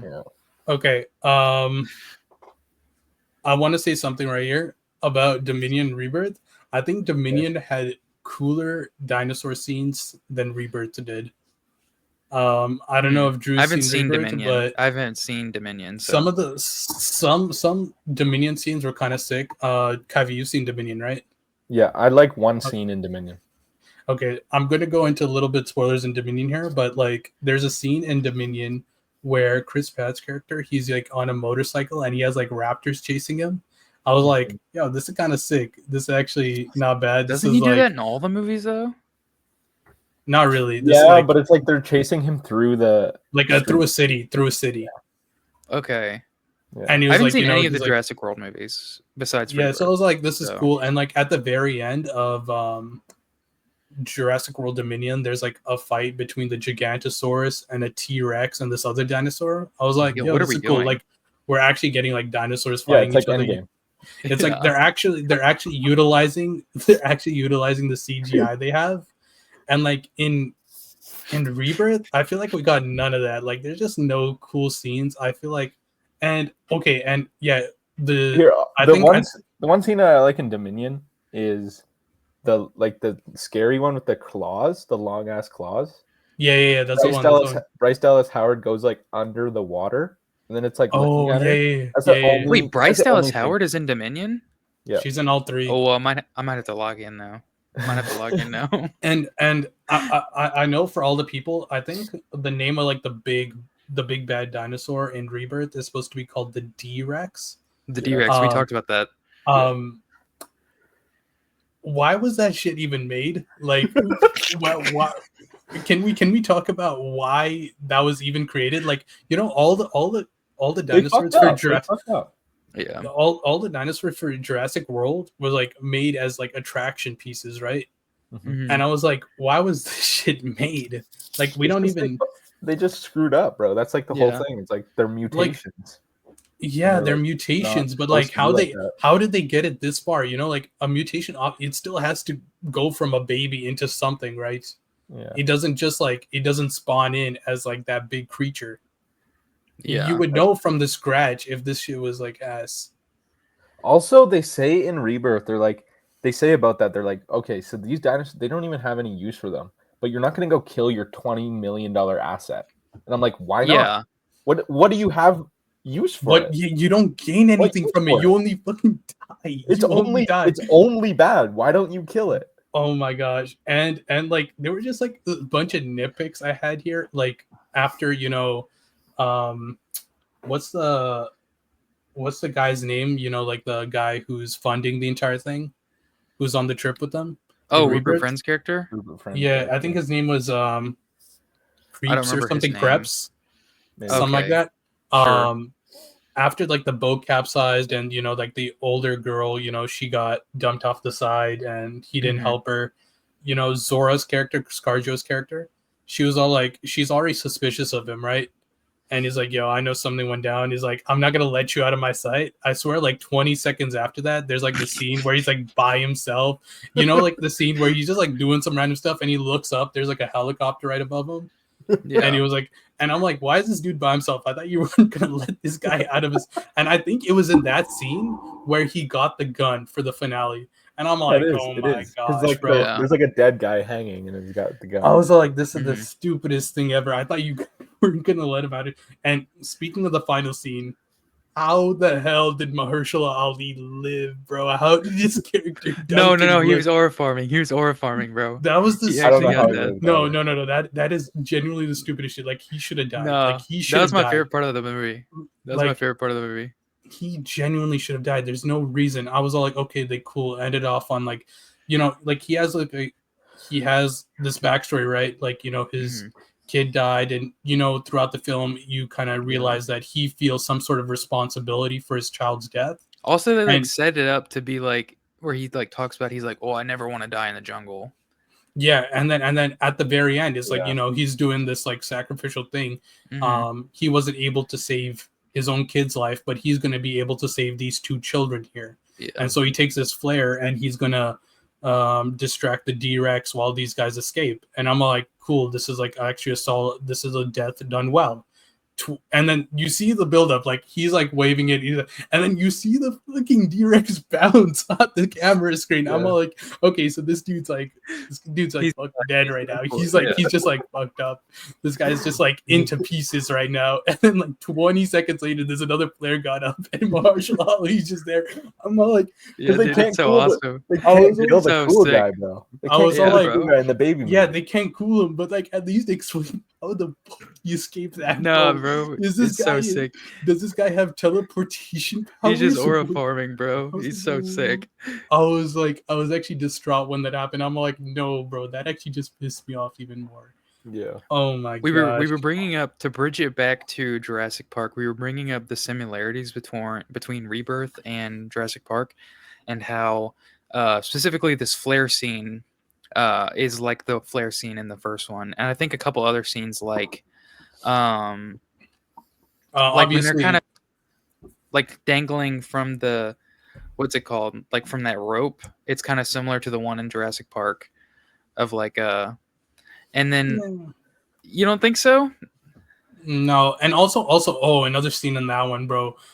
You know how they're getting like that random pterodactyl mutation? They're gonna get DNA Yes. from that egg or whatever.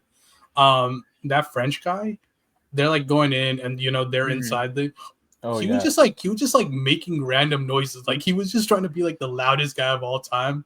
I don't know what he was doing. He was like just like clanking against the wall. I'm like, are you trying to bring the thing here? I'm like, what's going on? Why is he doing this? Like there was just and the no echoes. explanation for that. Well, Yeah. And I then think he was trying to bring the thing there, but then he just didn't. why? He was That's gonna not the die. point. You're not trying to bring the Well, no, thing I there. think he was trying to like Distraction. he was like digging something into the wall. Oh Like he was right. like hammering something into the wall. It was like a hook or something. It was Yeah, like the that way was- to get back up. Yeah. That was actually so stupid, bro. That was like the loudest thing ever. It brought him. I'm like, okay, it like echoed. oh, that just like pissed me off. I'm like, why is he doing this right now? I mean, like, do this after they get the DNA and they can leave, bro. Oh my. Yeah. And also, like, there's another similarity. Obviously, the score scene. Well, obviously in Jurassic Park, you know, Yes, when they see the very dinosaurs for much- the first time, and then Yeah, in very much Rebirth, it's similar. when they see like, what do they tail call it? ones. The Yeah. Titanosaurus, the Titanosaurus something. Titanosaurus. Yeah, Yeah. so Yeah. dumb. And I was like, okay, this has like absolutely not even the closest resemblance to the effect Jurassic Park score and that Yeah. scene had on me. In Jurassic Park, I love that scene so much because Oh, it's so before it, they're like freaking out over they're freaking out over the dinosaurs, and they're like, Hammond tells, what does he say again? I think I wrote it down.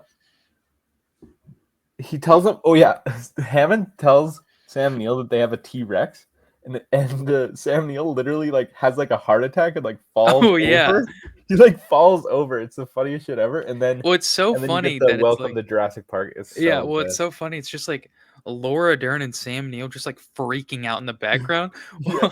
John Hammond's just like aura farming, just be like, "Welcome to Jurassic Park." Yeah, it's so yeah, good. bro, it's so good, bro. So Like good. I love like all the reactions because like it's kind of the reaction of the audience, bro. It's like these things have been brought to life, and you I know know. the audience have never seen anything like it.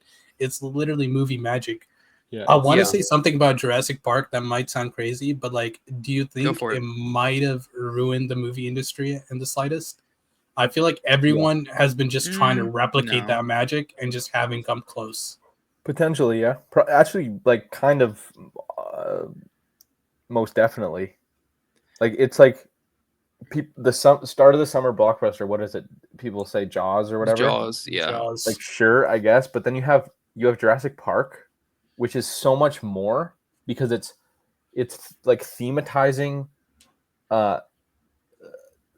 like theme park movies, even though this is not what Yeah. Martin Scorsese compares to the MCU, but it's like thematizing that where they have merchandise in the movie and it's like selling, it's like kind of the end of the world. I don't know if this movie did it. I think Spielberg's hand is in that though. I don't know if this is the one that did it.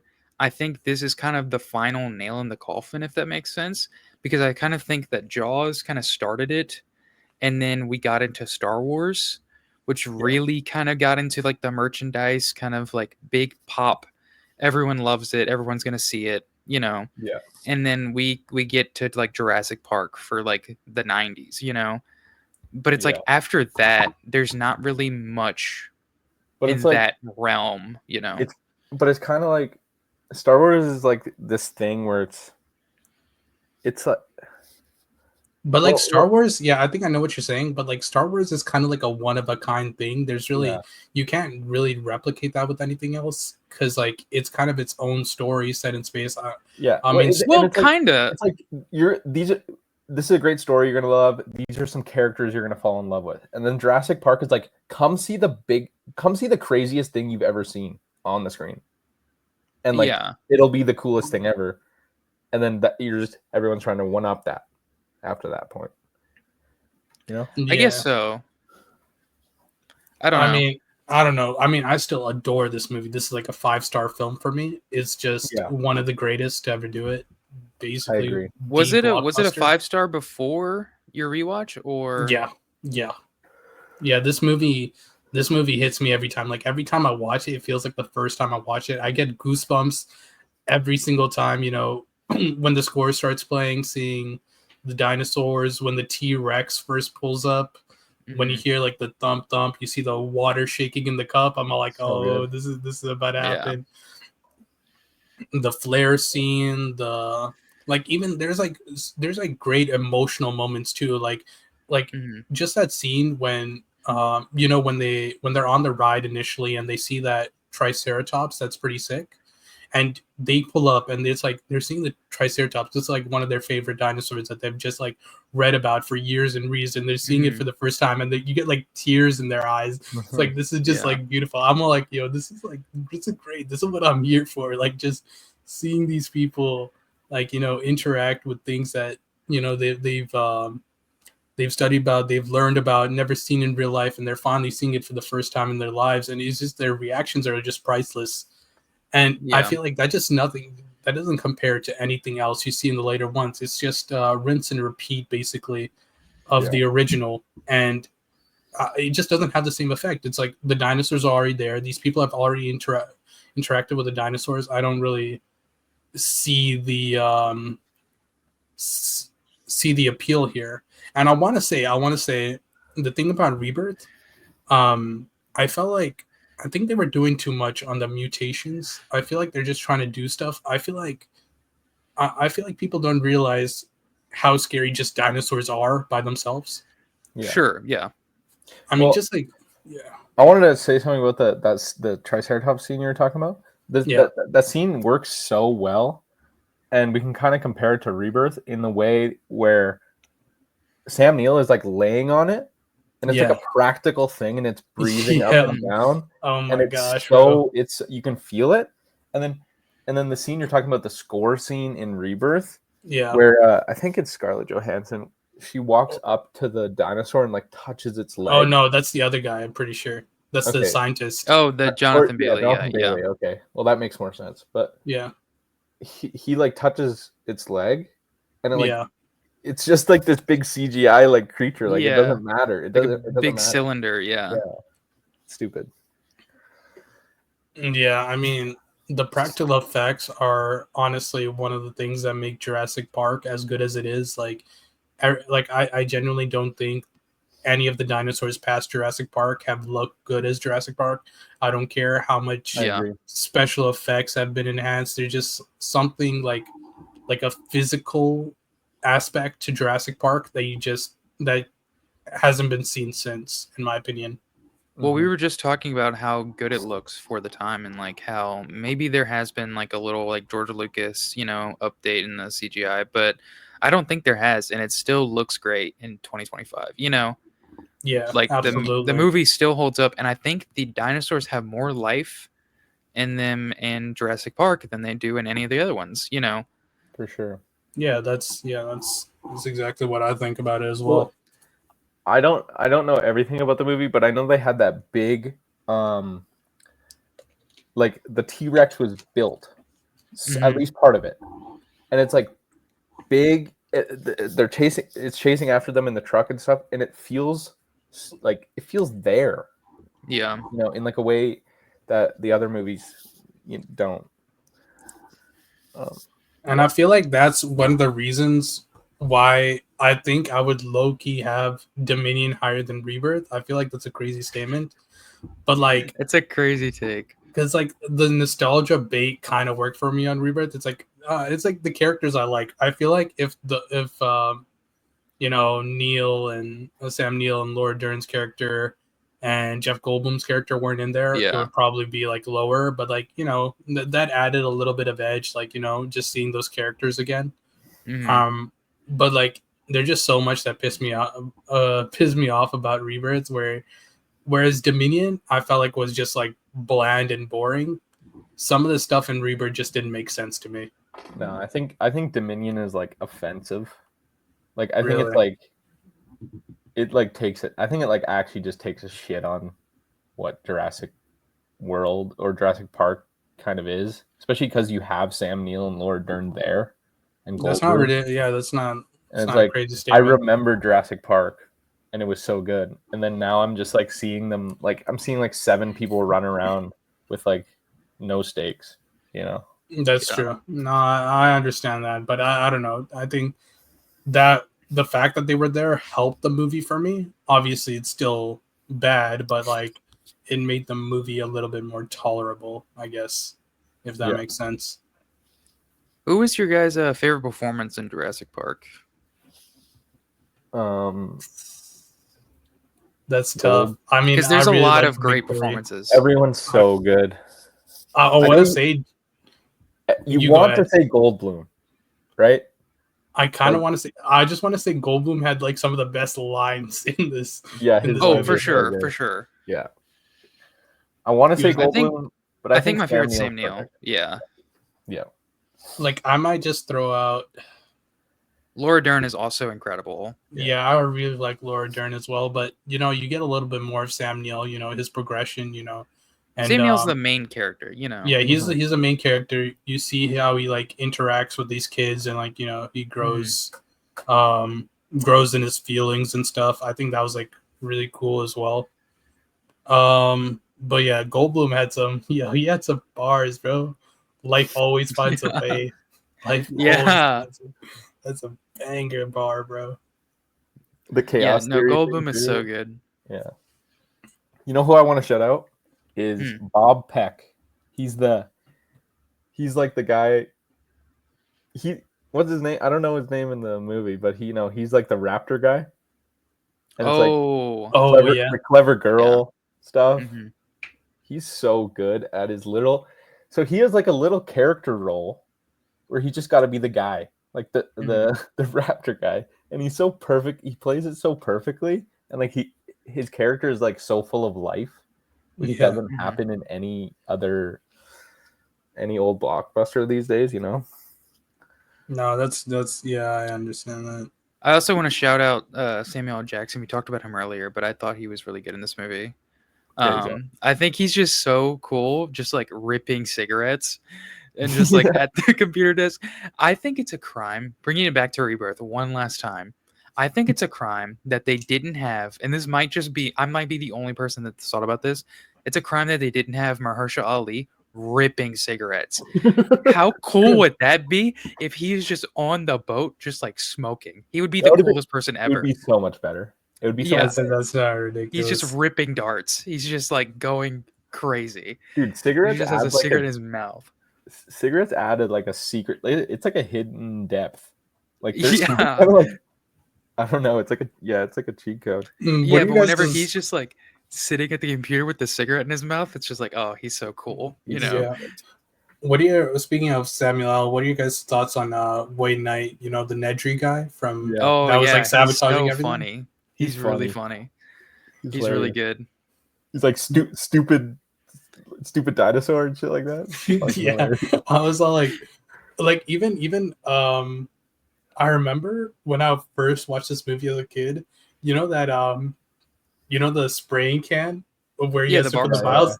I used to think that was like the coolest thing ever. I was like, "Yo, this is so sick." It's such a good so little iconic. Gadget.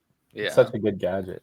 Yeah, it's like just a nice touch, and I feels like it's just like I don't know, just things like that just make its way through the years, and you just keep like those are things that just make movies great. Just those little touches. Mm-hmm. And yeah, I mean that was crazy. I think another thing about Rebirth is just the blatant product placement. And you could say that the Barbasol can is product placement, but it's built into the narrative.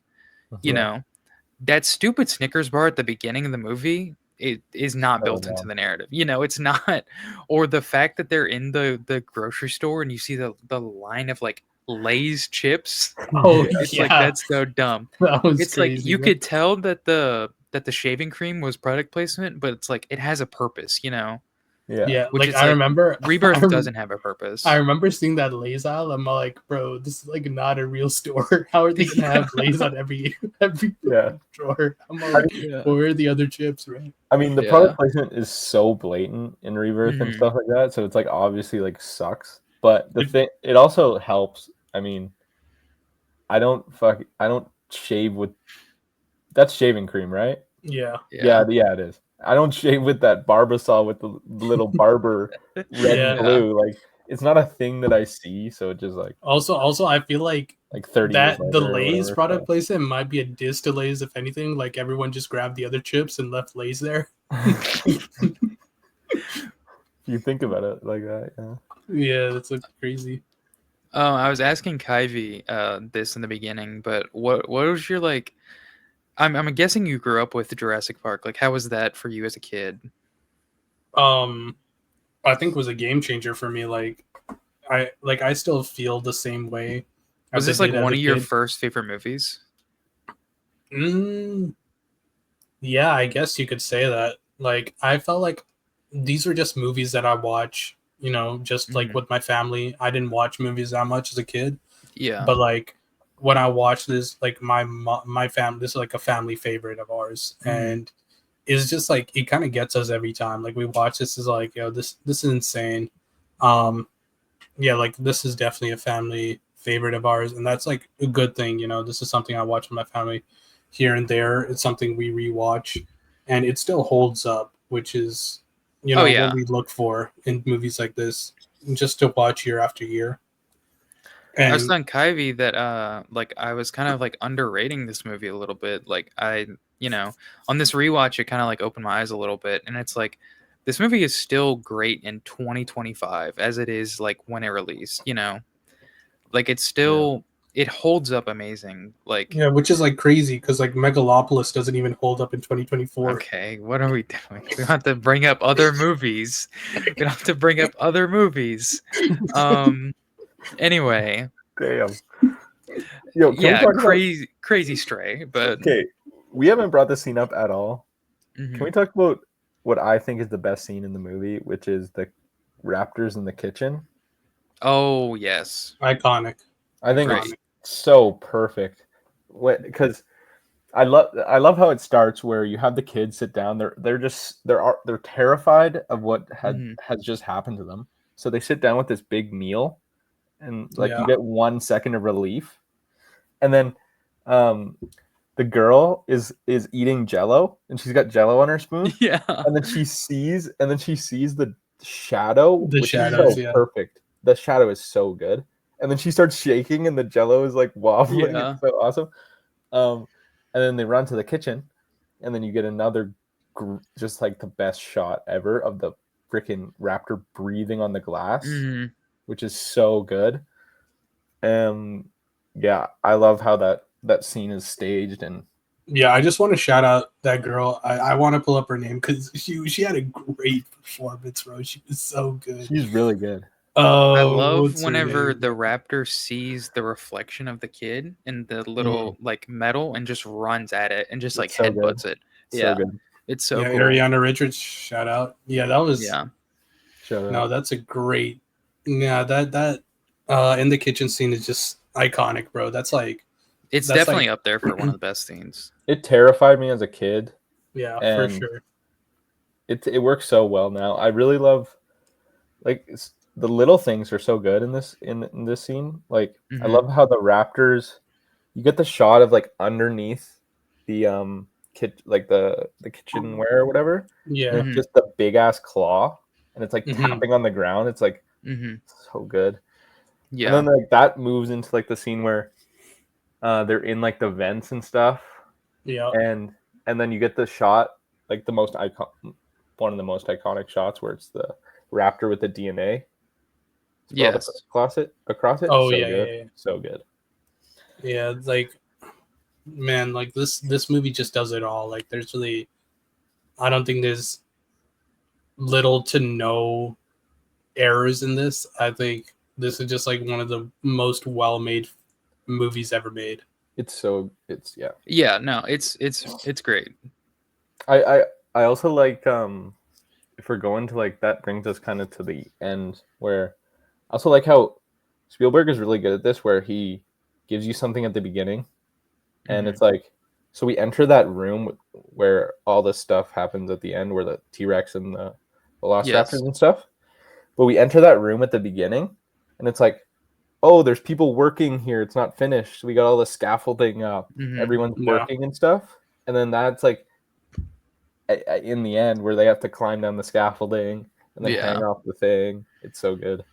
It's just Also, like it's just cool world building, you know. Yeah. yeah, and then like that scene at the end where the T-Rex skeleton's gone, replaced with the actual T-Rex, while the banner, the day like when the Oh my dinosaurs God. rule the world's banner's falling on. I'm like, that's just perfect, man. So good. That's just like the best way to wrap this up, bro.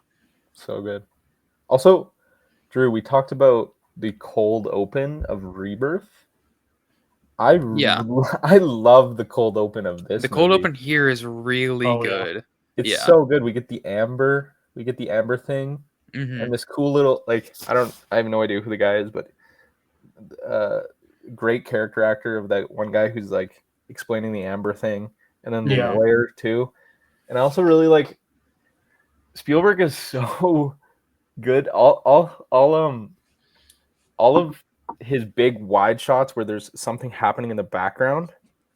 You don't get these nowadays where it's like I was like watching that scene pretty closely and they're like pulling something up like a mountain and I'm like, Yeah. you're never nowadays it's like CGI, like people like bicycling in the back with for some backdrop. But like Spielberg has these dudes like set up like this crazy elaborate thing and it just works as like a world, instantly when you're set in. Yeah. Just insane. So good. No, I think it works on every front. It's just like it's narratively great. The script is great. It has like great little like lines of dialogue that's just like endlessly quotable. It has like some of the most iconic like shots and images ever, you know. It's a great movie, you know. What can I say? Do you have any gripes with it? No, I don't really have any gripes. I just don't think I care about it as much as most people. That's the thing. I appreciate it for how great it is, and I can look at the script and I can look at. But this rewatch really did like, because I held it like even lower. You know, I raised my score. I do think it's a great movie, but I just don't. I feel like my heart's not in it all the way. And I feel like on paper everything is like really well presented and like almost perfectly crafted, but I just don't have that emotional attachment to bump it up anymore, you know. And maybe it's because I didn't really like I was asking like you and Jonathan of like your relationship to it as a kid. It's like I saw it as a kid, but it's like I didn't have that, you know, moment, you know. So where I was like, oh, Jurassic Park is like the coolest thing ever. So what do you rate Jurassic Park, Drew? I give it 4. You get a 4. Right. And Kuyve, what do you rate it? 5 stars. Ooh, 5 banger. Absolutely, bro. Jonathan, were you a kid when you were like really little? Did you want to be a paleontologist? Yeah, bro. Yeah. Yes, dude. Same. Bro. Bro, have you been to the Drumheller museum? Oh my gosh, bro. Yes, I was literally like, I want Jurassic Park, go there. I'm like, yo, I'm actually gonna be a paleontologist when I grow up. I'm actually locked in. I know, dude. It's actually it's like the perfect storm of like you're watching Jurassic Park, it's like coolest thing ever, and then you could drive an hour away and that's where they dig up the dinosaur bones, like Sam Neill. Yeah, bro. Like I remember at the museum there, they had like the sand pit, right, for kids to like dig up like random like big fossils. I remember doing that. I was like, yo, I'm actually like the goat right now. Like I'm actually like cooking with food. I'm actually gonna be digging up dinosaur bones. You thought you were nice with it. That's fire. Yeah. That's so funny. Gosh, bro. Here. I got one thing about Jurassic Park. Okay. I want you guys to rank, including Jurassic Park, the Steven Spielberg picture. Rank these movies, these fictional movies. So Jurassic Park, Tim Burton's Jurassic Park, Richard Donner's Jurassic Park, Joe Dante's Jurassic Park, and Paul Verhoeven's Jurassic Park. Okay. Okay. Those 4 guys, like, almost got the job. Almost got Jurassic Park. Okay. Yeah. Okay. So you said so you Dante, Verhoeven. Yeah. Burton. Burton, Dante Verhoeven, and then Richard Donner, Superman. Okay. Dante is probably number 1 for me. Over Spielberg? Okay. No. Never mind. I thought we were saying just the fictional people. Okay, do the fictional ones. Okay, it's fine. Okay. Yeah. No, Spielberg is number 1. Spielberg is Yeah, number 1. But like of the fictional people, of the fictional movies, not people, they're real people, Yeah. but of the fictional movies, I think it goes Dante, and then maybe Verhoeven, then Donner, then Burton. I think that's valid. What Yeah. about you, Jonathan? For me, I mean, I haven't seen much out of these guys. I just think a I'm- Burton Jurassic Park would be not very good. Yeah, it would be weird. I would- The weirdest, yeah. dumbest thing. I would have to put Dante at my 5 spot just because I've never seen any of his movies. You never seen Gremlins? No, You gotta watch Gremlins. Whoa, you gotta lock in. I've never seen the Gremlins. Oh, I've seen Looney Tunes back in action. Oh, this- that would I've seen- inspire. That would inspire. Actually, that might sway me. I think I might put Burton at 5. I'll put Yeah. Dante at 4. I'll put Verhoeven at 2, and I'll put, or I guess 4, 3, 2, and I'll put Donner at 1. I think Donner would be amazing at it. Really? I think he would do a great Interesting. Jurassic Park. Donner That's is like interesting. Donner's like Spielberg light though. So it's Exactly. I mean, Yeah, but- he's but then it's just like a worse version. okay. A Wouldn't you worse want- version of Jurassic Park is still better than a best version from these. I don't other know if it's directors, in better my than the opinion. I don't Joe think so. Dante Jurassic Park. Joe Dante Jurassic Park sounds sick. Yeah, you I gotta mean- watch Gremlins. Watch Gremlins and Gremlins 2 and then come back. Yeah. I don't know, bro, because like Superman and the Goonies is enough for me to give this guy the number Oh, he did the 1 spot. Goonies? Yeah, Oh, raps. Did he? He's actually last place now. he's also done The Omen. Give it to him, bro. He's actually the Oh, GOAT. okay, never mind. He's actually the Never GOAT, mind. bro. He's better than Burton now. First Omen better than the Omen. Probably. Yeah, it's not ridiculous. But yeah, Donner, I think he would do a great job. Like, I don't know, his practical effects are there, obviously not up to par on Spielberg's level. But with the budget, I think he could make something work.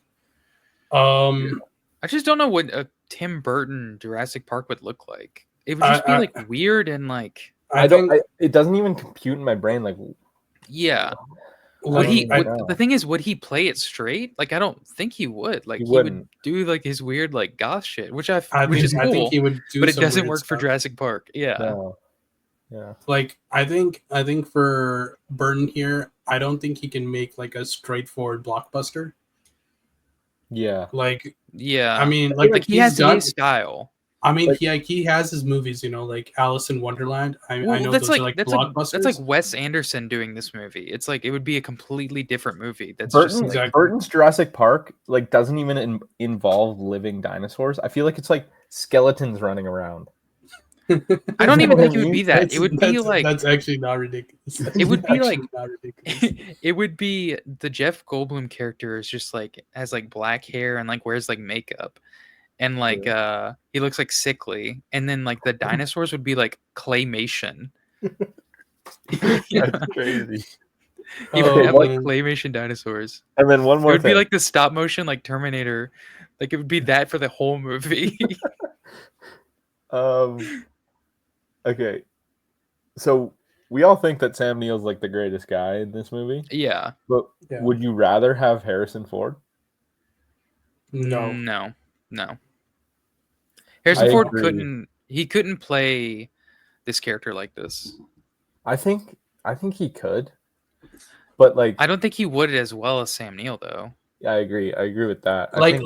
I think Harrison Ford is like, I think that's why he works so well as Indiana Jones, because like in this movie he would be like a mix of Sam Neill's character and Jeff Goldblum's character. Yeah. True. I think he true. would work better as the Jeff Goldblum character than Sam Neill. I can't even envision anyone else than Goldblum though. Yeah, True, that's what I'm true. saying. Goldblum. But I'm just saying if he was another, I think he would work as Goldblum's character. Yeah. Okay, that's fair. So we're Because Sam Neill. Sam all the Neill's way. character has like so much heart to him, especially like towards the end of the movie, where I don't know Harrison Ford could pull that off. Because Harrison Ford has his like great actor, one of the best, but he Yeah. has his like kind of shtick, and like Laney sticks, but like I just don't think he could play it as well as Sam Neill does, Yeah. because he's just like he's too cool. The thing is, Harrison Ford is too cool of a guy. Harrison Ford could do the part where he doesn't like the kids, and he But shrugs he them off. can't do the part. But then he That's what I'm can't bring saying. him back. He's too cool to be like, oh, come here, little rascal, come cuddle with me. Yeah. Like he has too much aura to like do that. He wouldn't do it. He wouldn't do it well. Yeah, Sam Neill's like Yeah. unassuming and like calm.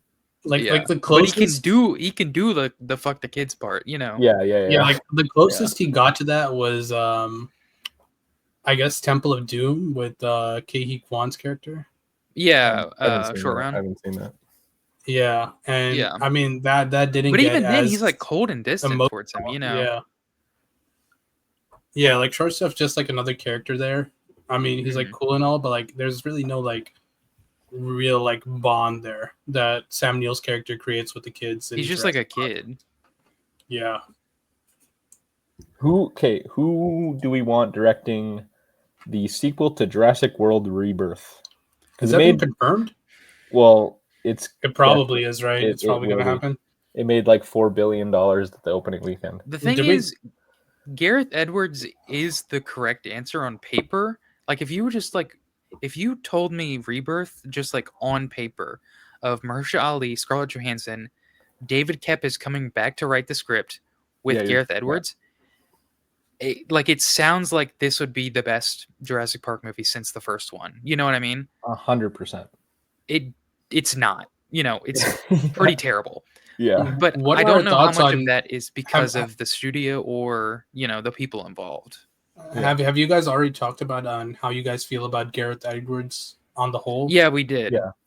Yeah, like for me, I think his movies have gotten, I guess I could say, worse as it's gone on. I don't know if it's just kind of like the studio putting him onto these movies and stuff, but like he's done what? The first Godzilla movie that kind of started the MonsterVerse. He did Godzilla, Rogue One, The Creator, he did and Creator. Now this. Yeah. Rogue One by far my favorite of his because like that had like crazy visuals. Over The Creator? Yeah, easily, easily. I would have the first Godzilla over The Creator as well. See, I don't really like. I've only seen Rogue One and this movie, but I think I would like The Creator. Just because it's kind of like it's an original thing. Like Rebirth is easily like the worst out of the things I've seen from his filmography. Easily. And it's like I don't think it's a nudge towards him being a bad director. I just think this just wasn't a project that needed to be made, and they were just kind of forcing things in, and kind of felt like they forced Gareth Edwards into this sort of project to kind of get this made. Yeah, the movie eats itself by the end. It doesn't like it. Yeah. So like it shows that I don't think he like. Well, it's weird. Yeah, you go ahead. It's weird that like I don't know. I just I don't feel like anyone involved is like their heart's in this one. Yeah. And I think that Gareth Edwards is probably going to receive a lot of flack for this movie. But I don't really see this as like a knock on Gareth Edwards because I think that even though I don't like the two Gareth Edwards movies I saw, like I don't like Rogue One. I think it's like whatever. And then this one's like really bad. But that doesn't like count out Gareth Edwards in my mind because I like still see the vision, Mm-hmm. And like I think he's capable of good things.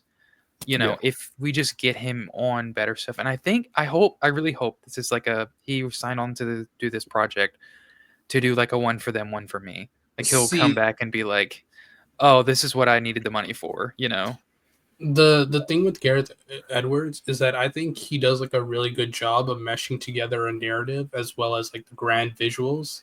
But like I felt like he didn't have a lot to work with in terms of narrative. And so, and the visuals weren't enough to keep us engaged. I felt like if you're gonna get like a script as sloppy as this, you might as well grab like the Godzilla versus Kong director to make it just get Yeah. these random like crazy It feels grand like a things. 'Cause, like, waste of there's Edwards. there's like no narrative here. You don't need Edwards. You can get like the Skull Island director. You can get the other Godzilla movie directors. What do you need? Like at least the creator had like a pretty sincere story behind it and everything. So it like makes sense where you get Gareth Edwards in. But like this one had nothing. I'm all like, you can get like any guy here and throw him into this. I really don't think it would have made a difference who the director was, in my opinion. Well, I was telling Kuyve this. It's like when I'm watching the movie, I was like, there's like the slightest bit of like sauce and like Gareth Edwards like trying to make this movie interesting. It's like ever so slightly, and it's like it's just so sad because it's like he's trying his hardest to make this movie like interesting in any way possible, but it's just not. Yeah, I mean, in terms of like the next movie, if the script is good, I would love Gareth Edwards to return if he decides to go on with this. Like if I know the script is going to be sloppy, I really couldn't care less who could be the director. Like throw him Adam Wingard from Godzilla versus Kong or Godzilla X Kong. You made a good shout. The Kong Skull. I watched that movie recently. That movie's a good movie. It's a good movie. That movie's really good, actually. It's like it like perfectly plays the hand it was dealt. So like you could get that guy. And I saw his filmography just now. He hasn't done much. Like he's done Kong Skull Island and like a bunch of like small films. Yeah, indie films. It kind of looks like. Yeah. Get that guy. He's like another shot could be like, I don't know, like maybe Robert Rodriguez. Like he's done some big blockbusters. I feel like if there's anyone who can. No. See, this is my thing. I feel like if there's anyone who can like mix things up and make it interesting with like a trash script, it would be Robert Rodriguez. Yeah, throw Zack Snyder while you're at it, bro. Holy! I mean, Snyder.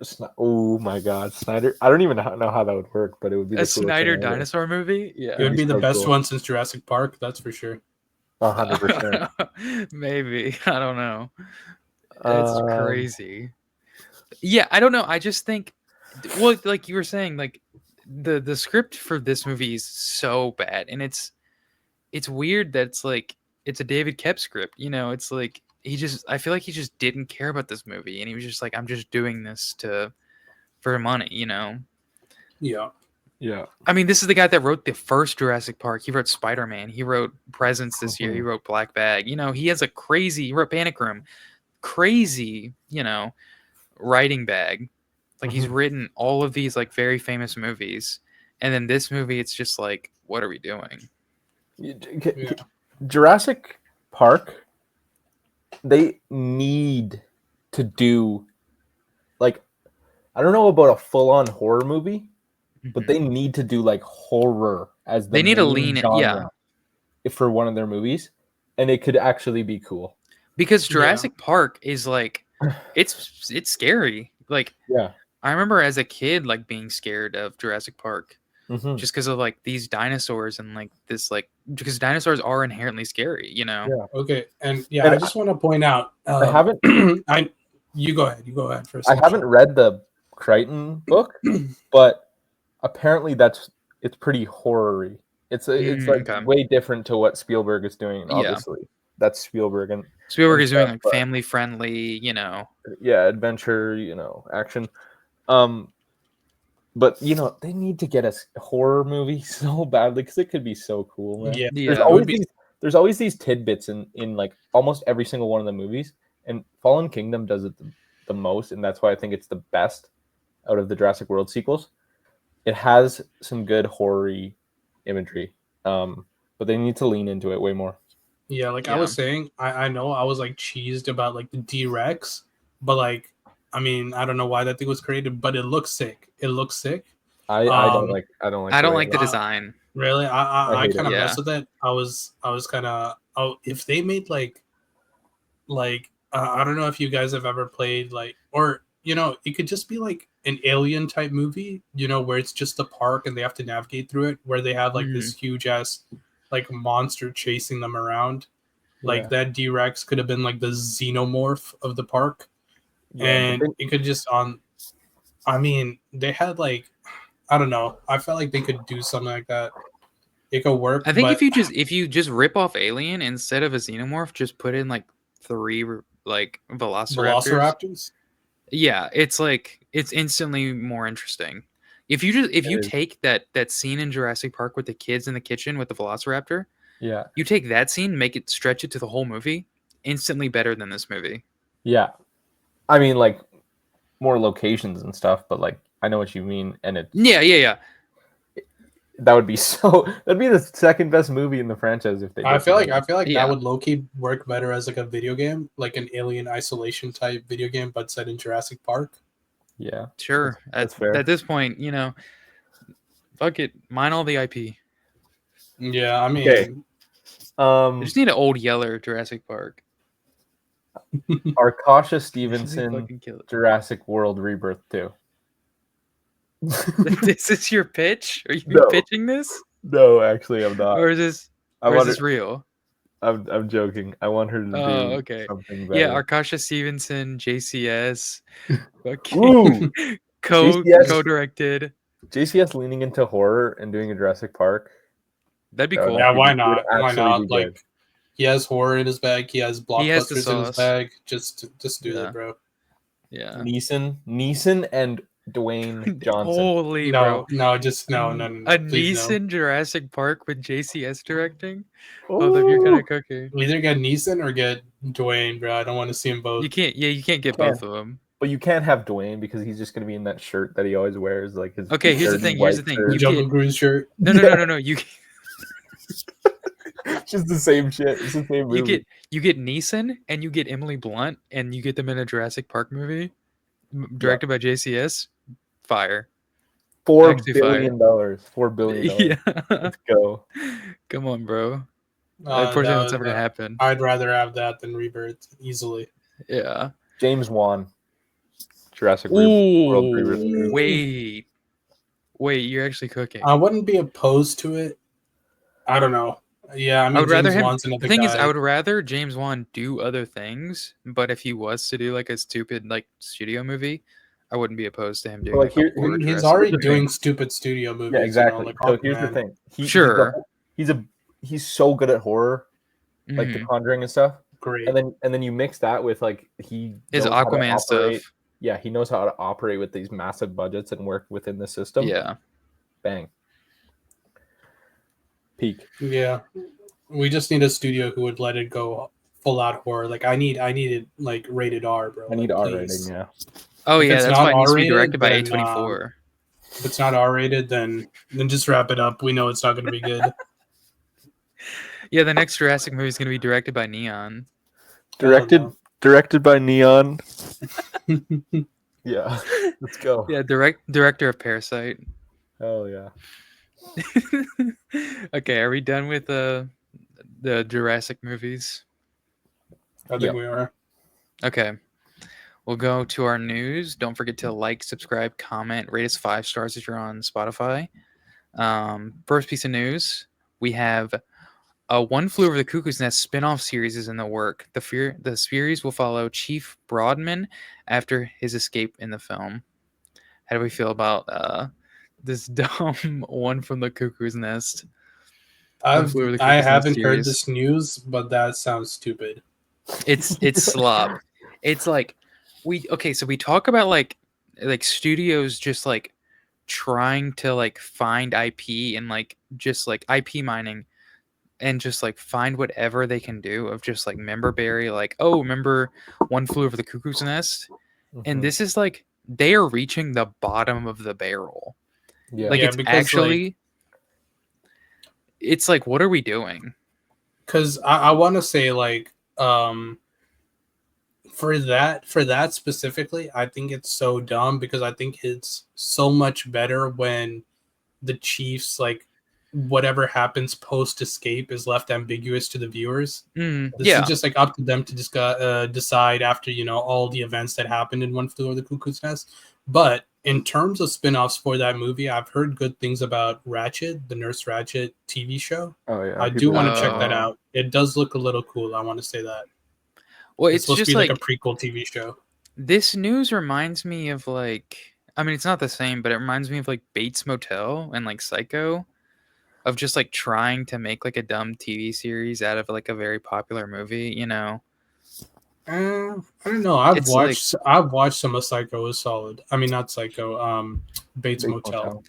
I'm sure this series won't be like the worst thing in the world, but it's like, It who's kinda sounds asking like, for this? it sounds like You know? weird. It's to me, it sounds like weird and kind of gross and kind of like Yeah, this it's is like a just gross version of it. Like, let's get this. yeah. Yeah.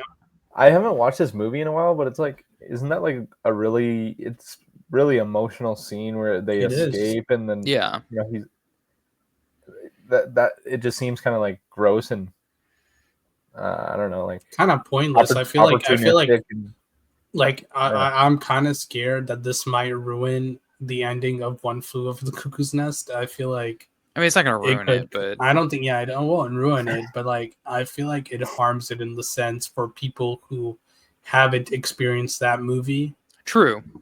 and go watch this. At least, For the people that are going to watch this series and then go watch One Flew Over the Cuckoo's Nest, you know what I mean? yeah. Please, for anyone who has not seen For One Flew Over the anyone, Cuckoo's Nest, just go watch please it. watch that. Yeah. And if you do want to watch the show, go ahead. But please watch the movie before you do that. Yeah. Yeah, Do you think Danny DeVito is going to be in the show? that would, Probably not. yeah, probably. You He think might so? cameo. Yeah, I think cameo is definitely possible. Yeah. Jack Nicholson might come back. I don't know. No, That is if he crazy. comes back for the fucking One Flew Over the Cuckoo's Nest Um, TV show, Like I that loses. We've I lose lost. hope. I lose hope in the industry because like That'd be this so guy funny. this guy needs to be like forced back to be. If he's in there, I know he was like physically pushed onto set from his home literally. because like this guy is not capable of like doing anything right now, bro. They cuffed him. They like cuffed him, put him Yeah. in the back of a van, like drove him out to set, and then like shoved him on. Yeah. That's the only way. And to get- it's to like get it's him because there. like, bro, I don't even. Yeah, I don't even want to say what I was about to say right now. I feel like I just Holy, disrespectful to save Jack it. Nicholson. Save it. Okay. Next piece of news. Tim Burton reveals that he's developing a new animated film. This is kind of crazy news. You know, I didn't. When's the last movie he did? It was Frankenweenie, right? Or am I Really, that tripping? was his last movie. Who? I think so. Tim Burton. Tim Burton. Yeah. Beetlejuice. No, what I'm saying animated. Oh, Oh, animated. I think Let me Frankenweenie was see. his last animated movie. yeah, I'm not sure. Or did he? I don't think he was involved with Wendell Wild. Dumbo. I think it was Dumbo just- wasn't. That's not Dumbo's, okay. like, Don't count live that. action CG. Don't count that. Yeah. Yeah, Dumbo wasn't Miss Parent. Okay, yeah. I'm talking about Frankenweenie like was his like last- stop motion. Yeah. Yeah, that was his last And that was animated feature film. what year was that released? That was released 2011 probably. 2012. Ooh, I was right there. But yeah, this is crazy. It's like a new. I'm presuming it's like stop motion, you know, because that's kind of like his thing. Hopefully that. I Yeah, feel like stop motion needs to be brought back. I love stop motion. I think it's kind of dying, just because it's so expensive, you know. But yeah, I would love to see a new. I mean, maybe it's not going to be good because you know he really hasn't been all that good recently. Tim Burton's been on kind of an L. But he's been on a stinker run. Yeah, He's washed, and I Yeah. never really cared about him in the first place. He's made some movies that I really like, but I don't. He's not. that's my the guy. thing. He's But not my guy. I just think it's interesting. No, he's not my guy either. But it's interesting as a piece of news just to be like, I don't know. I would see the Tim Burton new stop motion movie. It's like no matter how washed he is, I would still go out of my way to watch it. But here's And the maybe thing. that just speaks to me as a viewer, but Do you think that movie's going to get a theatrical release? Because I don't. no, it's gonna be dumped on like streaming. 100%. 100%. Yeah. Yeah, it's gonna be like a. Although maybe not. Didn't Because Beetlejuice? Beetlejuice did good. Yeah, it did really Yeah, well. but It did Beetlejuice, really well. Beetlejuice is a sequel to like one of the biggest movies. That's Like, very true. it's like a But super the classic thing is, film. I think the difference is that Tim Burton is one of like 4 guys you can slap his name on and people will go see the movie. There are like very few directors that like Okay. people know their name. Who are the guys? Spielberg, Okay. Nolan, Tim Burton. And who's the other I, guy? Yeah, who's the fourth guy? I don't Who's- know. It's like that might be it. I don't think there is another guy. Costner. Yeah, okay, buddy. Yeah, because people showed up for Horizon. Oh yeah, I forgot. What a Yeah. Oh my nightmare. gosh. We would have gotten Oh, Horizon Part 2 and 3 by now, We would have had probably. 3 by now. Yeah. Bro, wasn't 2 No. supposed to come out like the same year as 1? It was coming out the Yeah. next month. It was coming out in August. Yeah, I don't even know what happened. But Well, the first Horizon came out in like July, and then the next one was like, oh, we're you going think Fincher the would next be a one. name? I don't think so, right? No. Nope. No, because I was What kind of- talking to like my coworkers about like the new Squid Game, like the Fincher one, and they were like, "Who's Fincher?" Yeah. And see, like I don't think my dad would even like know, and like he's seen like 7, you know. What about Okay. I just don't think there's. Cameron? I think Cameron. That's yeah, Yeah, Yeah. James Cameron. It's Cameron. but I think M. Night fell out Cameron- of the consciousness. It was M. Cameron Night doesn't Shyamalan. have the kind of like. Cameron doesn't have, unfortunately, the kind of like power The- behind his name as like Spielberg. I think Because people know his- Spielberg, but you yeah, would I have think- to be like Cameron, aka the Avatar and Titanic and Terminator guy. Yeah, And they'd be like, oh, okay. Well, You he think- doesn't. you go ahead. He doesn't make movies. His movies are too far apart nowadays. So it's like Yeah. he doesn't come back in the minds of The everyone. younger people Talking don't about. really know about it besides Avatar. You know what I Yeah. mean? Yeah. I wanna. You think Tarantino's a name you want to put up there? I feel like To a certain crowd, yes. To a general audience, no. I don't know actually. My feel like- aunt is not going to the newest low Tarantino key, movie. No, low it- key, it's low key, like- low key. Clint Eastwood. True. No. No, Low no. key. Jonathan's onto something. No. People didn't even Yeah. show up for Juror number 2. During number 2, it didn't even have the opportunity to perform. Bro, they didn't even market that thing and people went to it. No. No, No, Jonathan's I think cooking here. Clint Eastwood has been in the I don't think so. consciousness for the last 100 years. Yeah, but how many people do you know have seen Clint Eastwood movies versus how many people do you just like my family would like knows who Clint Eastwood is and they could name movies. I don't think a single one of them has seen a Clint Eastwood movie. I bet think you- that's the the thing. I difference. bet you right now, after this podcast, if you go ask your dad, did he go watch Gran Torino or Sully in the theater? He's probably like, yeah. Maybe Sully. I don't think my dad has seen Gran Torino. I really don't think so. I'll ask those- him, but Those those 2000s, 2010s Clint. Like, he sure was on for a run, period, bro. He but was on a run. now, but 2025, I don't think so. But I mean, this guy's name is just engraved into the Yeah. movie industry, bro. Clint Eastwood. But it's the younger kids don't know. The younger generations don't know. I don't Like think our Cameron peer, actually- Yeah, our but I don't- peers, But people I our will- age don't know who Clint Eastwood is. I will That's the argue. I will argue they don't know who Tim Burton is. I would argue they wouldn't know who Tim Burton No, is. but they would know Beetlejuice, and they yeah, would know and Nightmare Before for Christmas. Clint Eastwood, they would know the good, bad, the ugly. They just like if they think about a western, they're thinking about Clint Eastwood. Yeah, but they haven't seen the good, bad, and the ugly. That's the thing. Yeah, they don't need to. Like if they just think about a western, I feel like the only image that's gonna pop into their head is Clint Eastwood. That's Like true. they don't could need do to have seen Cupola, anything. though. You just do like, oh, a crime movie or whatever, like a mobster movie. They're gonna think of The Godfather. It doesn't mean that Coppola's Not in it. necessarily. But- They can think but of Clint- Scorsese. They can think of Michael Mann. No, but That is- They're not thinking of Michael Mann. with They're Coppola, not thinking of Michael Mann. with Coppola, it's like, oh, they're thinking of the crime movie. They're picturing Al Pacino's face. They're not with Clint Eastwood. They're picturing Clint Eastwood's face, and then Yeah, he I guess. also remained in the consciousness because he directed the movies, so many movies throughout the years. And I don't think it's Cameron. I think it's it's Actually, just now a that I thought different about it, tier. Tarantino makes sense, but Tarantino is like strictly dudes. Yeah, it's like strictly like dude bro, like, you know, or it's like It's people that saw Pulp mostly Fiction in like opening theaters and like yeah, manipulate their girlfriends. it's mostly 35-year-old guys for Tarantino. Yeah. But you know, Yeah, it's just like it's 35-year-old guys that you'll run into at a bar and you'll have the worst conversation of your life. And it's like, That's how do I get crazy. out of this? yeah, That's true. They're crazy. explaining about how Django Unchained and how he wrote that movie is not racist now. He can say the N word That's now. ridiculous. Do we got any other That- news? That was a yeah, crazy. yeah, we got podcast. some. We got some more. A live-action Hot Wheels movie is moving forward at Warner Brothers. John M. Chu is set to direct the film. Oh my So the god. devil is directing the Hot Wheels movie.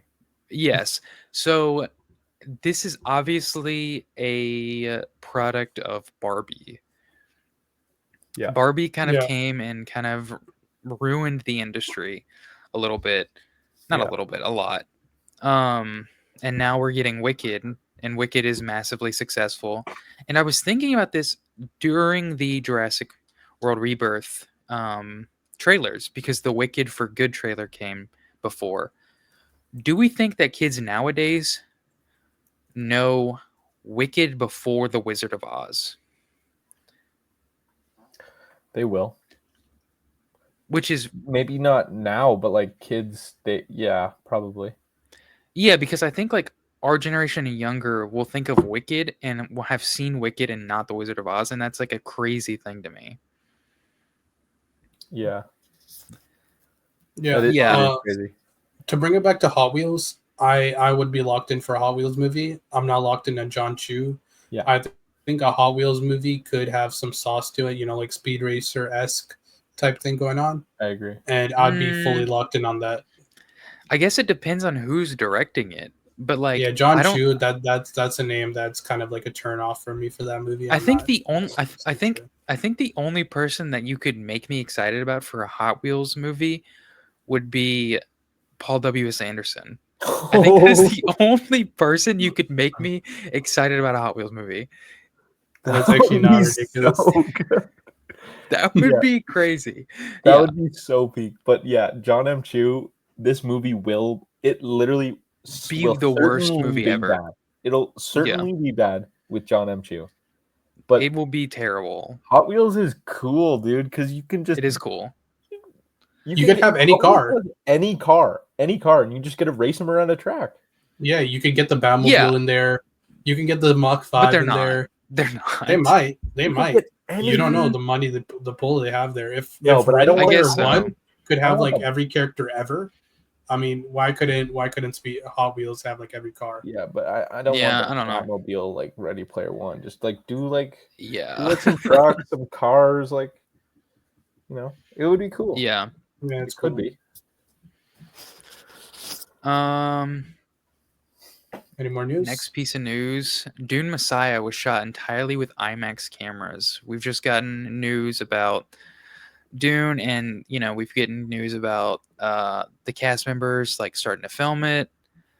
How do we feel about this in relation to Denis and with the Odyssey coming up, also being shot with IMAX cameras?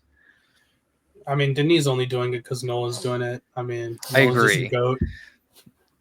Yeah, But I will say, Dune Messiah feels like a movie that's necessary to be shot fully in IMAX. It's just such a grand visual spectacle. I think it makes that sense. it makes sense. Yeah. I just don't know if I think it's such a different experience than just shooting on film. You know what I mean? Yeah. And I don't know if Denis can handle that necessarily. But I think Nolan kind of did something crazy with Oppenheimer, and I don't know if Denis will do the same. I think Denis is a pretty adaptable guy. I think he's gonna make it work. Maybe. Have you guys Have you guys read Dune Messiah? No. Nah. I've read like half of it. Is it good? Yeah, it's good. Woohoo. Let's go. Linus Sandgren, he's the cinematographer for Dune Messiah, I believe. Did they confirm Oh that? yeah, because it's not Greg Fraser. It's not Greg Fraser, so Do we know his filmography? That the DPs? La La Land, I think. Oh, Oh yes, it is the Chazelle guy. Yeah, Yes. so okay. he's good. He's good. Yeah. So we'll see. Yeah, I'm not. Interesting. All right, that's the last piece of news. I mean, there's some other stuff, but it's nothing. Rapid fire. We're running a little long. Okay, rapid fire. Yeah. James Gunn confirms he's read the Batman Part 2 script. He said it's great. There's nothing really Yes, to add sir. there. We've been talking about the Batman Part 2 script forever, about It's how gonna be one will peak. get turned in. Then the last piece of news, Nintendo reveals that they're working on more film/TV projects beyond Super Mario Bros. 2 and the live-action Legend of Zelda movie. I was just going to ask your your opinions on these two projects. Kind of ridiculous. I don't think That so. we're I getting. mean, I think the Super Mario Bros. Movie was solid. I think it only makes sense that there's going to be a sequel. I'm not generally excited for the sequel, but I'll be seated. I think it's going to be like a solid, generic, fun time. Like, I don't think it's going to be anything special by any means. Legend of Zelda, I will say I have like no knowledge on that universe whatsoever. Like, I've never played any of the games or anything. So I'll still be locked in, but, I'm not excited just because I don't know any of the lore. I'm going to take a shot in the dark and say I'm the biggest Nintendo fan here, and specifically Mario and Zelda, and I hate this. And I did not like the Mario movie. So Okay. I just spent $500 on a Switch 2, and I don't want to do this. I don't want to see this movie. I will say I haven't seen the Mario movie, and I've never played Zelda in my life. Let's get for the sequel, Anya, make it like they go into the real world, and then we get to see Anya Taylor-Joy on screen, and then the movie's good. Oh yeah, but I feel like Chris Pratt as Mario kind of cancels that out. True, actually. Yeah. And then they're gonna have Keegan Michael As the Key as the Toad, Yeah. and I feel like that'd just be the most racist thing ever. Jack Black Bowser is just like, what are we doing? Yeah. Yeah. I mean, I'm not particularly against those projects, but I'm not excited for them either. Yeah, I just think it's, I think it would be more interesting if it was an Illumination. That's what I'll say. Because Illumination kind of just, their whole thing is making like super low budget, like fucking animation slop. Yeah. That's crazy. But I got two thumbs down from me. yeah. Yeah, not a two thumbs fan. sideways. Yeah. Anyway, that's the last piece of news. Don't forget to like, comment, subscribe, as I said earlier. Next week, Superman, we will be talking about the original. We will be talking about Man of Steel and, of course, the new James Gunn movie. So, see you then. See ya. Peace. Peace.